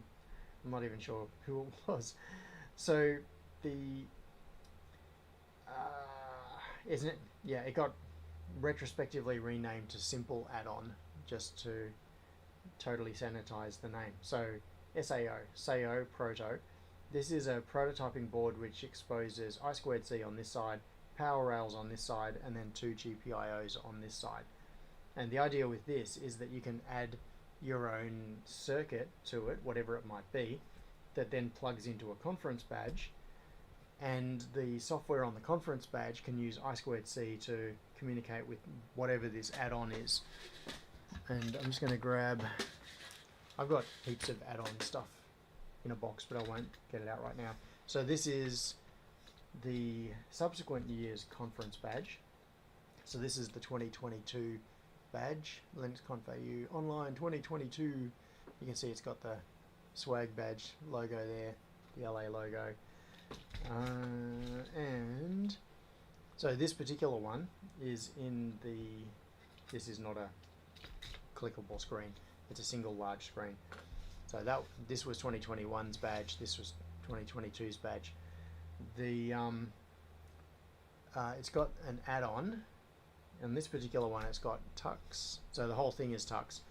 This is from the previous year. So the actual sequence was, we did this badge for the 2021 conference, and it's got this add-on, which is a little tux add-on. Oh, attach the rockling, says Andy. Yeah. I will grab a rockling. Yes. Okay. This is turning into a swag badge stream. So this is an add-on which was purely decorative originally. Electrically, these areas, you can see here that Tux has got a beak and a foot which are exposed gold, but they were not connected electrically to anything, which was an oversight. That was a very big oversight. This was intended to be a 100% aesthetic, non-functional add-on. The idea is that you just plug it into your badge and it's like, oh, I've got a cute little Tux penguin attached to my conference badge now. But someone, I can't remember who, very quickly realized that these areas should have been linked to the GPIOs so they could be used as touch input. So there was at least one of these little SEO add-ons at the conference that had some patch wire soldered onto it so that you could tap his foot or boop his nose.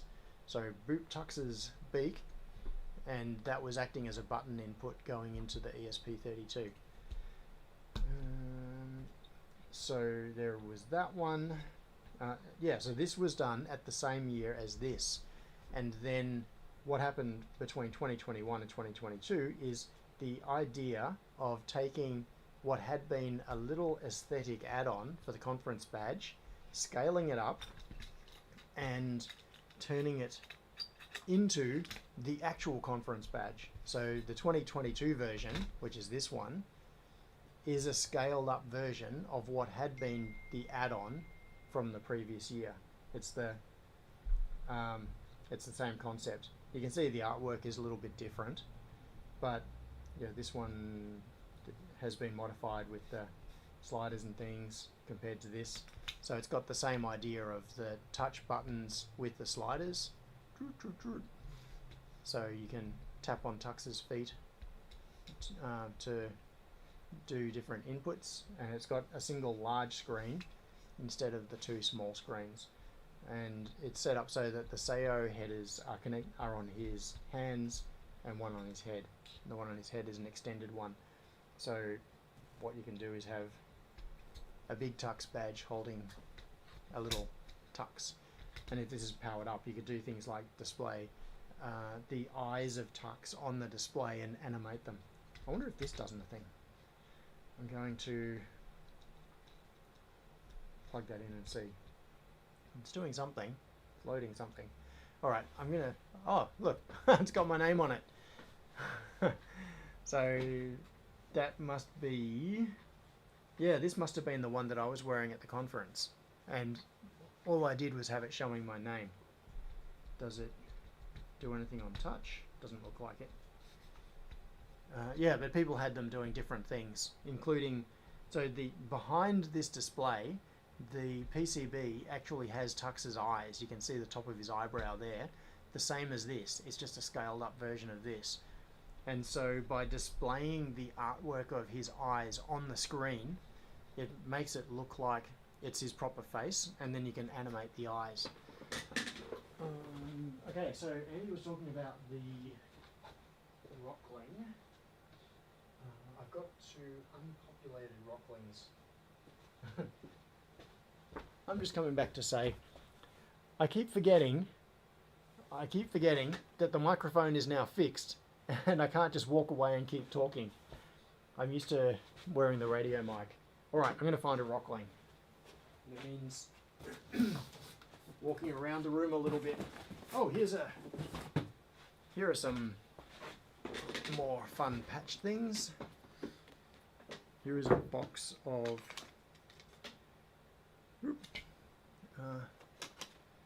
Here is a box of miscellaneous stuff from doing that one. What's that one? Yeah, there's another one.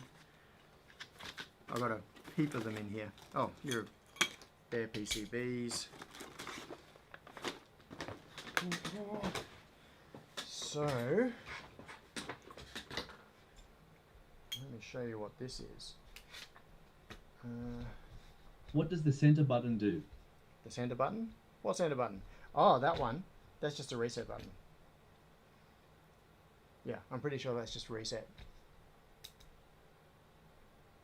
Yeah. And the reason for doing that is is actually something that we discovered was a problem on this badge. The reset button on the ESP32 on the Wemos D1 Mini is barely, it's hard to access. It's under here. So it's right here between the battery port and the USB port. So to reset it, it's awkward to get to. So for this one, the reset pin is just brought up onto a button that's right on the front to make it easy, so you don't have to mess around to get to the back of it. Okay, so Rockling. This is, I wonder what, I'm going to take that one off, plug this one in. Does it go there? Mark of a true conference addict. Knows where his box of badges is. Yeah, you can see the eye glowing here. So I've just plugged the Rockling in. Oh, I wonder if, now there is an offset on this. I don't want to plug this into the wrong spot. I can't remember. There are 10 pins on this and there are 6 pins on this socket, and if it's offset it works, but you've got to have the correct offset, and I don't remember which way around it is. This is an extended header at the top, which is a 10 pin header, but the idea is that he should be able to, so Tux should be able to hold his little fish skeleton, and it then powers up. So this is a a remarkably complicated add-on. The main conference badge itself is really just the ESP32 with the touch inputs and the screen and some headers. There's not much else to it. But this is an FPGA based. I've worked out I can TTS if it doesn't read out my handle. Ah, okay. Ah, Crispian. All right, that's that's sorted. So Andy says the top header extends SAO profiles. SAO provides SPI for programming the FPGA memory, as well as usual SAO power, I2C, and 2 GPIOs. Yeah. So these ones here, the 6-way ones, are the standard SAO connectors. This one is the SAO connector plus SPI. It's got extra pins on it. Yeah, which means that the ESP32 can use SPI to program the little child board here. So this thing is a theremin. So there is an audio stage on the back of it. There's a big fat FPGA in the middle. It's got this one has had some rework, so it's got lots of flux on it. There's an FPGA right there in the middle. This one's got a note on it saying no LED. Would have failed in testing. There's a memory chip right here, and what else? Back here there is, what is that one? U301, U101. Back here there is a DAC, and there is an ADC. Not an ADC, an audio amplifier is what I was trying to say. So you can see that this has got the socket on here. This is a 3.5mm audio socket, so that you can plug headphones or speakers or something into it. And the FPGA can use the DAC to generate audio, and then the DAC drives through the amplifier, and the amplifier drives to this. Down here is the power supply. We've got USB input there, so you can plug USB into it and talk directly to the FPGA. It's got a couple of buttons on it. They are little low profile edge mount tact switches. They're very hard to see, but just one there, and there's one there. So you can squeeze, I'll use this one because it doesn't have the post-it note on it. So you can squeeze the edge of that to activate the tact switch. But normally it goes into the Sayo facing like this, and the little breathing LED. So it's a back mount LED, a reverse LED. It's just there, that white thing you can see. It's a 4-pin LED which is specifically designed to be mounted upside down. It's got pins, the pins of the body come down and out to go onto the surface mount pads, and the lens is on the bottom. And the purpose of these LEDs is you mount them over a hole in the PCB. Sorry, the purpose of these LEDs, yeah. You mount them over a hole in the PCB, and then you can see the LED through the hole. That is the whole purpose of these LEDs. So in this particular case, there is no hole, but there is the PCB material with no copper, no silkscreen, no solder mask. So it's just the bare PCB material visible. So when this powers up, that LED is glowing through the PCB material, and we can see it. Now, one thing that you won't be able to see is that there are traces on the PCB going through that space on intermediate layers, and when the LED glows, you can see them, which looks really cool. Yeah, in person, these look really cool. And these two connections here are the antenna inputs for the theremin.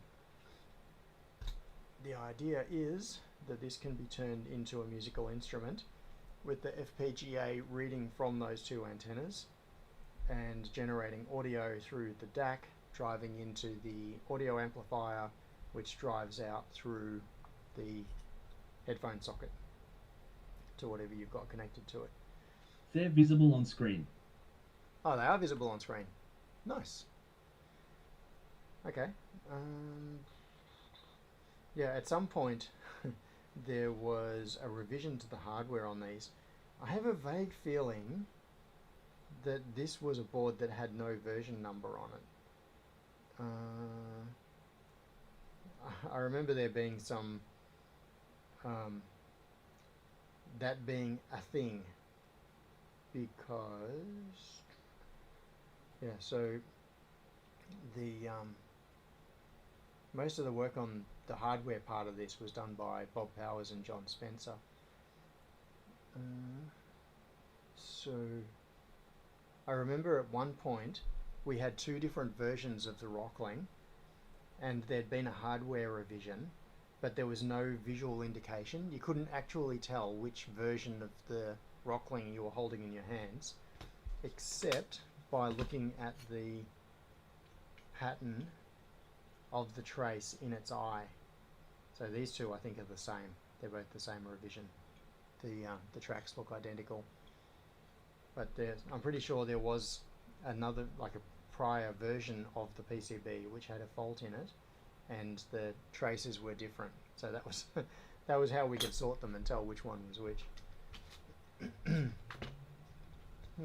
Maybe I should take this along to Everything Open as my conference badge. It's a pity that it's not e-paper, like e-ink, because as soon Did as it get power a goes away... demonstration as a theremin during the event? No, because we didn't get that far. This project ended up stalling for various reasons. This is a project that we were working on, what was it was during COVID. It was right at the start of COVID, and it was when the world started falling apart. So I have a whole box of these, and well, you can see how many is that? That's number 48. I can't remember how many I assembled. It was a lot, and it was painful. Assembling these boards was a real pain. but they are assembled. I've got a whole box full of them assembled. There's number 9. But it stalled for a variety of reasons that I won't get into right now. So, yeah. One of those projects that would be good to finish. And, yeah, as an FPGA dev board with peripherals, like it's got power management, it's got the audio peripherals, it's got I think it's got like some kind of an amplifier type thing on the input. I can't remember how that bit of the circuit works. Years ago, it's too many years. So if you attach a piece of wire to each of these points, it then measures the signal. I think one of them is the emitter and one is the receiver, something like that. 2 electrodes essentially. I think it transmits a signal on one and receives on the other, and then moving your hand around relative to them changes the field, which makes it detectable.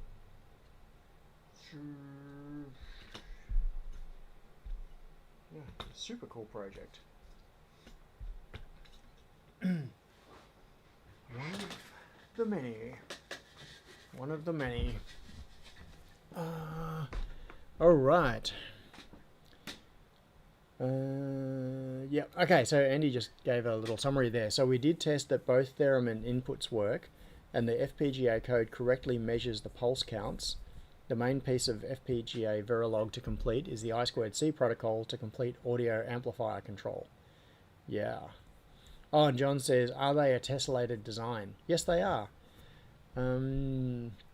We had a photo. In fact, I think Andy took the photo. There was one day that I laid out a heap of them. In fact, I'm going to grab some PCBs and switch back to this view. Yeah, so there's a heap of blank PCBs I have here, which are easier to handle than the one with headers and parts and things all over them. Move that out of the way. Yeah, it's a tessellated design. So if you jam the fish. At Tinker001 said, Squirrel Project. Make a Steve-shaped badge for the barbecue days. Yeah. Now there's a good idea. Yeah, you can see that they are tessellated.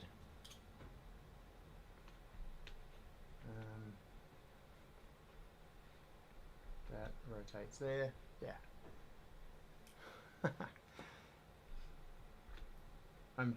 The actual PCBs weren't manufactured like this. It wasn't panelized in a tessellated way.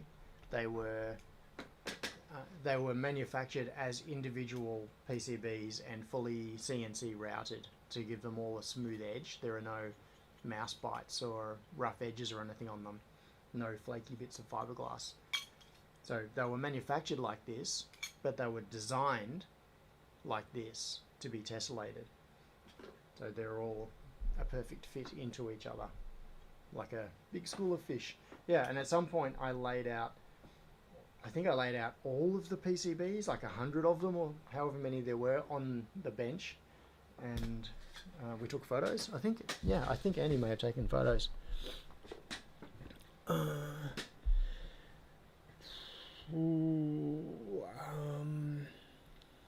Where are we? Back to here. I wonder if I've got a talk here about. I have getting there. .jpeg. I'm sorry. I'm just looking at. Oh, this was the 2021 hardware. This was. Yeah, I've got photos from a talk I did about the hardware of the 2021 badge. And here you can see the 2 switches with before the screens have been put on. This is just a render out of KiCad. And there is the surface mount button under the screen.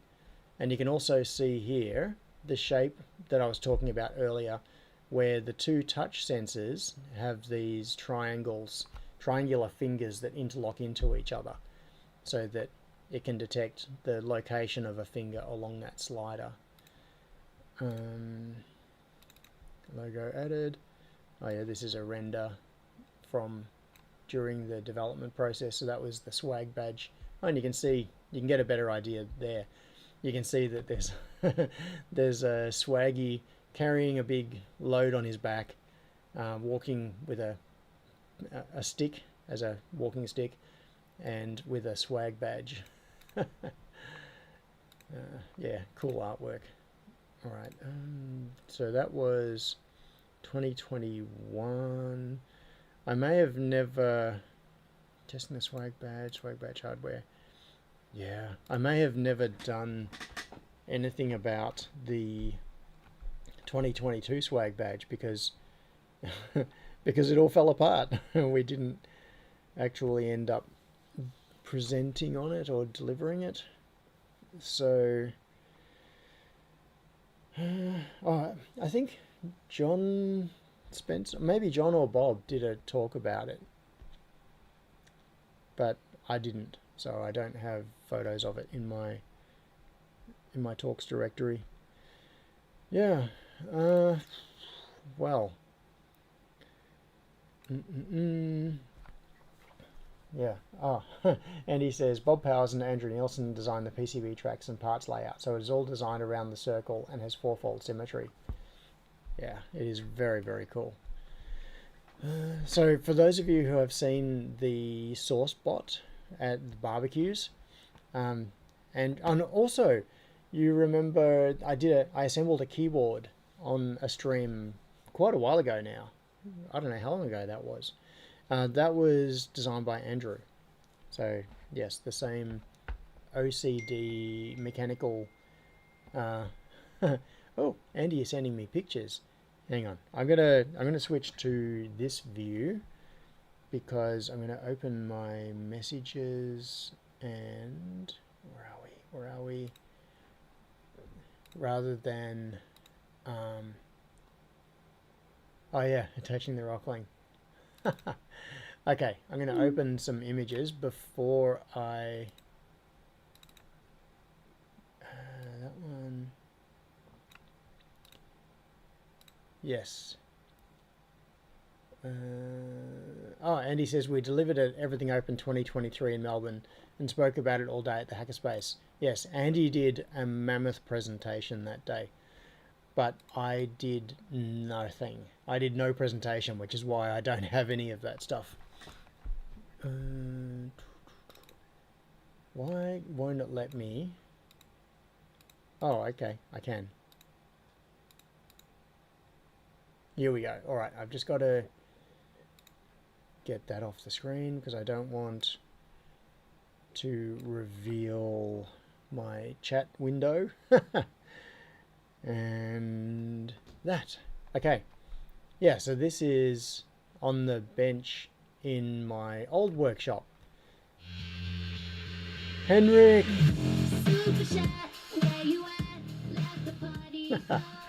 Thanks, Henrik. A slice of cherry pie. Oh, when I first glanced at that, I thought it was a slice of pizza. Thank you, Henrik, for the slice of cherry pie. Yeah, so this photo was in my old workshop in the back of the garage at the former superhouse. And you can see a whole lot of them tessellated there. Some of them turned up the other way. So just to make it look a bit like a school of fish in the darkness. And you can see the swag badge up the top here and then down the bottom. So most of these are unpopulated PCBs. Apart from this one down in the left. Oh, you can see it's got patch wires on it. So, yeah, you can see number one. This would be Andy's number one board. So the very first one. And it's got some little bodge wires. So those were the bodge wires that were fixed in the subsequent design. Yeah.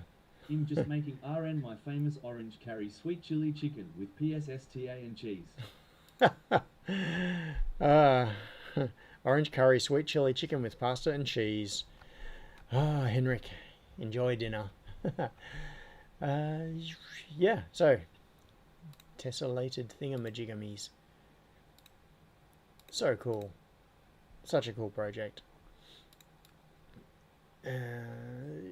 Yeah, I must admit I had forgotten that it, Andrew Nelson had been involved in doing the hardware design for this. So yeah, my memory said that it was John and Bob, but Andy, you are correct. It was Andrew was the driving force behind the geometry and things. Oh, Henrik says dinner at 3 a.m. That's weird. Yeah, well, you're the one making orange curry sweet Dinner at chili 3 chicken a.m. with That's pasta and weird. cheese. So you're the weird one, Henrik.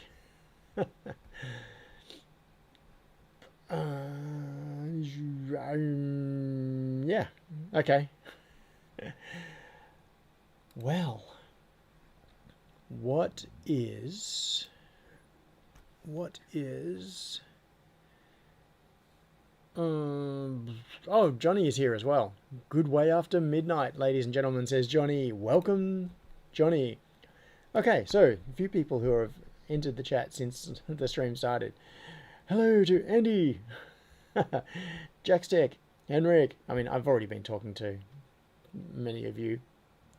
JC is here, Dentistries, David Crisp, Wagon Loads, Wagaboo81, and Rolves, Kaylee Karen, Mr. Fixit, Johnny Bergdahl. Welcome to the chat. So I'm saying hello just as it's about to end. The penguin is saying thanks for all the fish. It is indeed Mr. Fixit. It is saying so long. So long, and thanks for all the fish. Yeah. Now, I have a sad message. The sad message is there is not going to be a stream next week because I am still going to be in Canberra. Andy and I are going up on Tuesday. Yeah, Tuesday, driving up. And then we are driving back after the weekend, which means that next Sunday I am not going to be around to do a stream. So it's going to be 2 weeks until the next stream. And I think all of the talks at LCA are going to be streamed as well. So if anybody wants to, yeah, unfortunately there won't be any TTS. Well, maybe I should set that up. I could have my own back channel TTS. So if anybody wants to to watch the talk, I am fairly sure that they will be streamed live, and then the talk should be available on YouTube sometime after that. Everything open. So, and if anybody is in Canberra and wants to catch up, that would be cool. I'm just going to drop this in the chat. So this is I've just dropped in the URL for Everything Open, which is this coming week in Canberra. If you are in... oh, Henrik says, could you do a short live with your phone so you could show us around? Maybe. I might be able to... I might be able to just grab my phone and start streaming at some point. We shall see.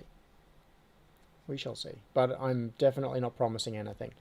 It's going to be the end of the conference visit. I am probably going to be wiped out. I may not be very motivated to to do a stream when I'm not in my normal place. I don't have access to my normal computer. I don't know what my internet access is going to be like. All these unknowns. So I give it a low probability that I will do a stream. There is a very slim chance that I will, but it is slim indeed.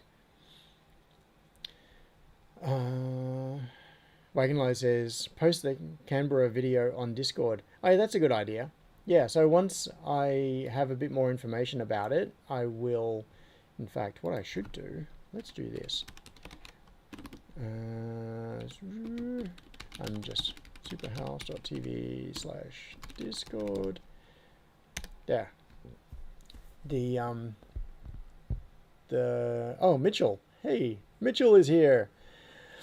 So I've just dropped the URL for the Superhouse Discord in the chat as well, which is just superhouse.tv/Discord. It's a tricky one. So if you are not on Discord, jump in. Come and say hello.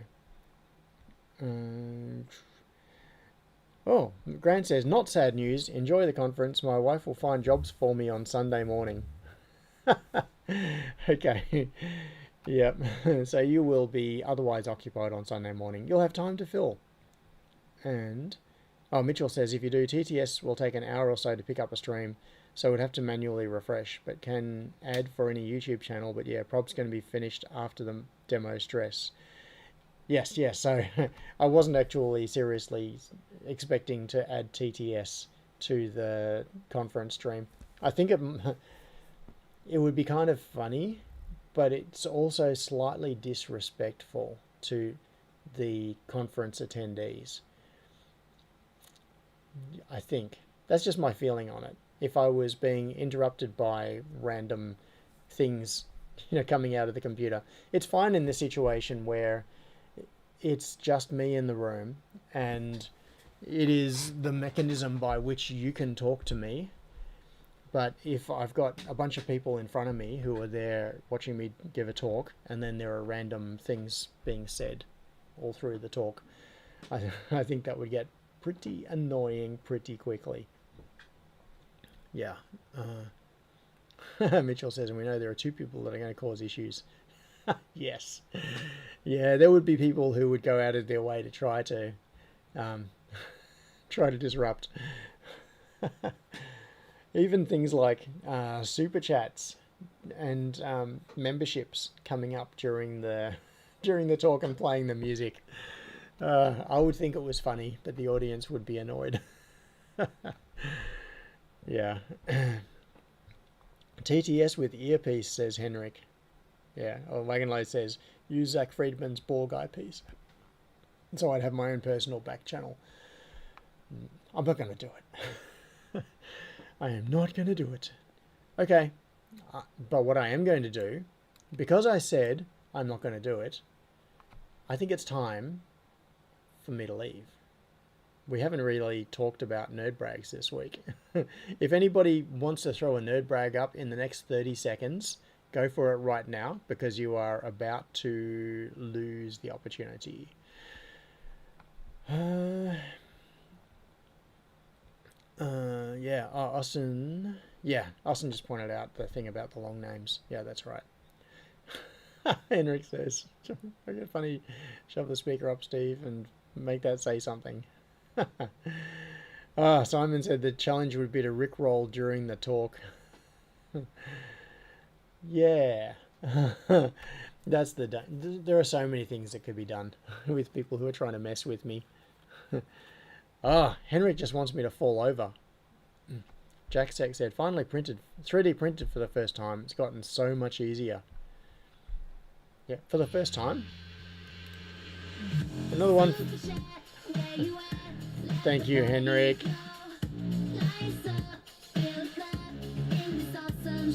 So that was Henrik with a banana peel. He just wants to, he just wants me to fall over. He wants to see me fall. So Andy said, nerd brag, during this live session, Astra has had her winter coat shaved, mostly. Excellent. So the luck dragon is streamlined again. Wagon Lad says, Steve could be a shoulder-mounted talking squirrel. Yeah. Henrik said, I ate the banana, you get the peel. Yeah. Mitchell says, I got a bamboo. I printed more in 1 week than 10 years with my Prusa. Unfortunately, it won't go anything but bamboo anymore. It just works. Yeah, that is the seductive experience, isn't it? You can see my Prusa. Which way? There. There, you can see my i3 right there. And I have used it once since I got a bamboo printer. The bamboo printer has done, on the screen it pops up with little things saying how much printing you've done periodically, like it taunts you. And so recently it's been saying something like, only 758 hours of printing, that's newbie numbers, or something like that. I want to print more, so yeah, I'm not all that far off 1,000 hours of printing on my bamboo printer, which I have not had that long. Yeah, I have it running a lot. It's not running right now, just for a change, but it does do a lot of printing. Yeah, Mitchell says, I know I'm a user with 3D printers. I don't have the mental capacity to diagnose and work on printers. Yeah, yes. Let's see what happens. It's, if I switch to this view, can you see above it? No. So there is the Prusa there. Sitting on top of the Prusa, out of view up there, is a MakerBot Cupcake 3D printer that I assembled. I don't even want to think about when, in the early 2000s, something like that. And I've also got the Mendelmax 3D printer, which is down in the back of the clean room. So I've got 4 3D printers here at the moment, and I've spent a huge amount of time messing around with them, modifying them. So this Prusa is modified and moderately significantly. The Mendelmax is very significantly modified. I've spent many hours messing around, working on 3D printers, modifying them, tuning them, that sort of thing. And the bamboo printer is really just that case of, I want to print this, click, and then a little while later my phone goes ding, print complete, and I go, oh, walk over, pick it up, and it's done. The experience of it is, I'm starting to sound like a bamboo salesperson. Yeah, it is just, the experience of it is so different to the other printers that I've had over the years, including the Prusa. So yeah, it is seductive. It is closed source. It is not an open source tool, but it is a tool, and that has benefits. Okay, I am going to go, but I'm going to leave you with this picture of a shoal of fish. Shoal? Yeah, well, I've never actually thought about that before. I'm about to chase a squirrel. So we have schools of fish, but you also say it's a shoal of fish. So what's the difference? Why would you use one in one context and one in another? But in any case, if you sort of defocus the dark areas here, where the PCBs are upside down, and you just consider that to be background, like a reef or the dark ocean. 001 said, modern cars are much simpler to drive than a Model T. Yeah, that's true. Modern cars are much simpler to drive than a Model T, and much safer and more reliable and cheaper and all of those things. So yeah, if you just look at the light colored parts, it's a school of fish traveling through an ocean of dark PCBs. Okay, happy open for you. Yeah, happy open? Happy open? I don't know what you mean, Henrik. What do you mean? Okay. I am going to go and do a little bit more panicking about preparing for this talk, because I am so far from ready for it. Much preparation to be done. Oh, all things open. Right. Jackstep. Thank you for, yeah. Sorry, Henrik, I didn't understand what you meant. Happy everything open. Yes. Yeah. Should be good. This is it. Everything open. University of Canberra. What does the conference cover? Okay. I need to actually go. I could just keep chasing squirrels and talking about stuff, but I won't. Whoop, there's me testing PCBs with Testomatic. 10:45 a.m. So we've got the opening keynote, and then I am the first session on the first day, right here. So Oh, Brian is talking at the same time. So many of you, if you have been in these streams for a while, will have seen Brian in the chat. And I've talked about Brian a couple of times over the years, told you stories about him and stuff. Very, very smart guy. So Brian is talking Runaway against John. me. What else? So we've got Fraser doing practical PKI. That could be interesting as well. Ooh, observability with open telemetry and Elastic. Grant is talking about that. That could be interesting. And we've got Vanessa Teague talking about encouraging democratic participation with software. So there are some good alternative talks. So if you are actually going to be at LCA on Wednesday, don't come to my talk. Go to one of the others. That will be more interesting than mine. So, Paul says I'm talking on Thursday morning. Yeah, that'll be about the pulse thing. So Thursday, where is Paul's? Right here. Catch the flash, measuring household power usage. That is the pulse sensor. Talking about this thing right here. Measuring household power usage by reading the flashes on the LED on the smart meter. Nice. So if you are... nice pic, Paul. Had you just got out of bed when that photo was taken? Yeah. So, lots of good talks. Come along. If you're in Canberra, come along and go to Paul's talk, not mine. And with that, I shall bid you adieu and farewell. Oh, Lachlan is here as well. So Mitchell joined the chat and Lachlan has joined the chat right towards the end. Yeah. So, go and get some lunch. All right, I will do it. I'm going to click the button. I am going to say thank you for coming along to another episode of Chase the Squirrel. And I will see you in 2 weeks, assuming that I do not stream from my phone while wandering randomly around Canberra. So have a great 2 weeks. John, go and get some lunch already. And I'm going to go and get some lunch already because Henrik said to. All right. Oh, best idea. Tinker said someone should show up for John's talk dressed as a squirrel. Please, someone should do that. Okay, I've got to go. So, thanks everybody, and I will talk to you later. Bye.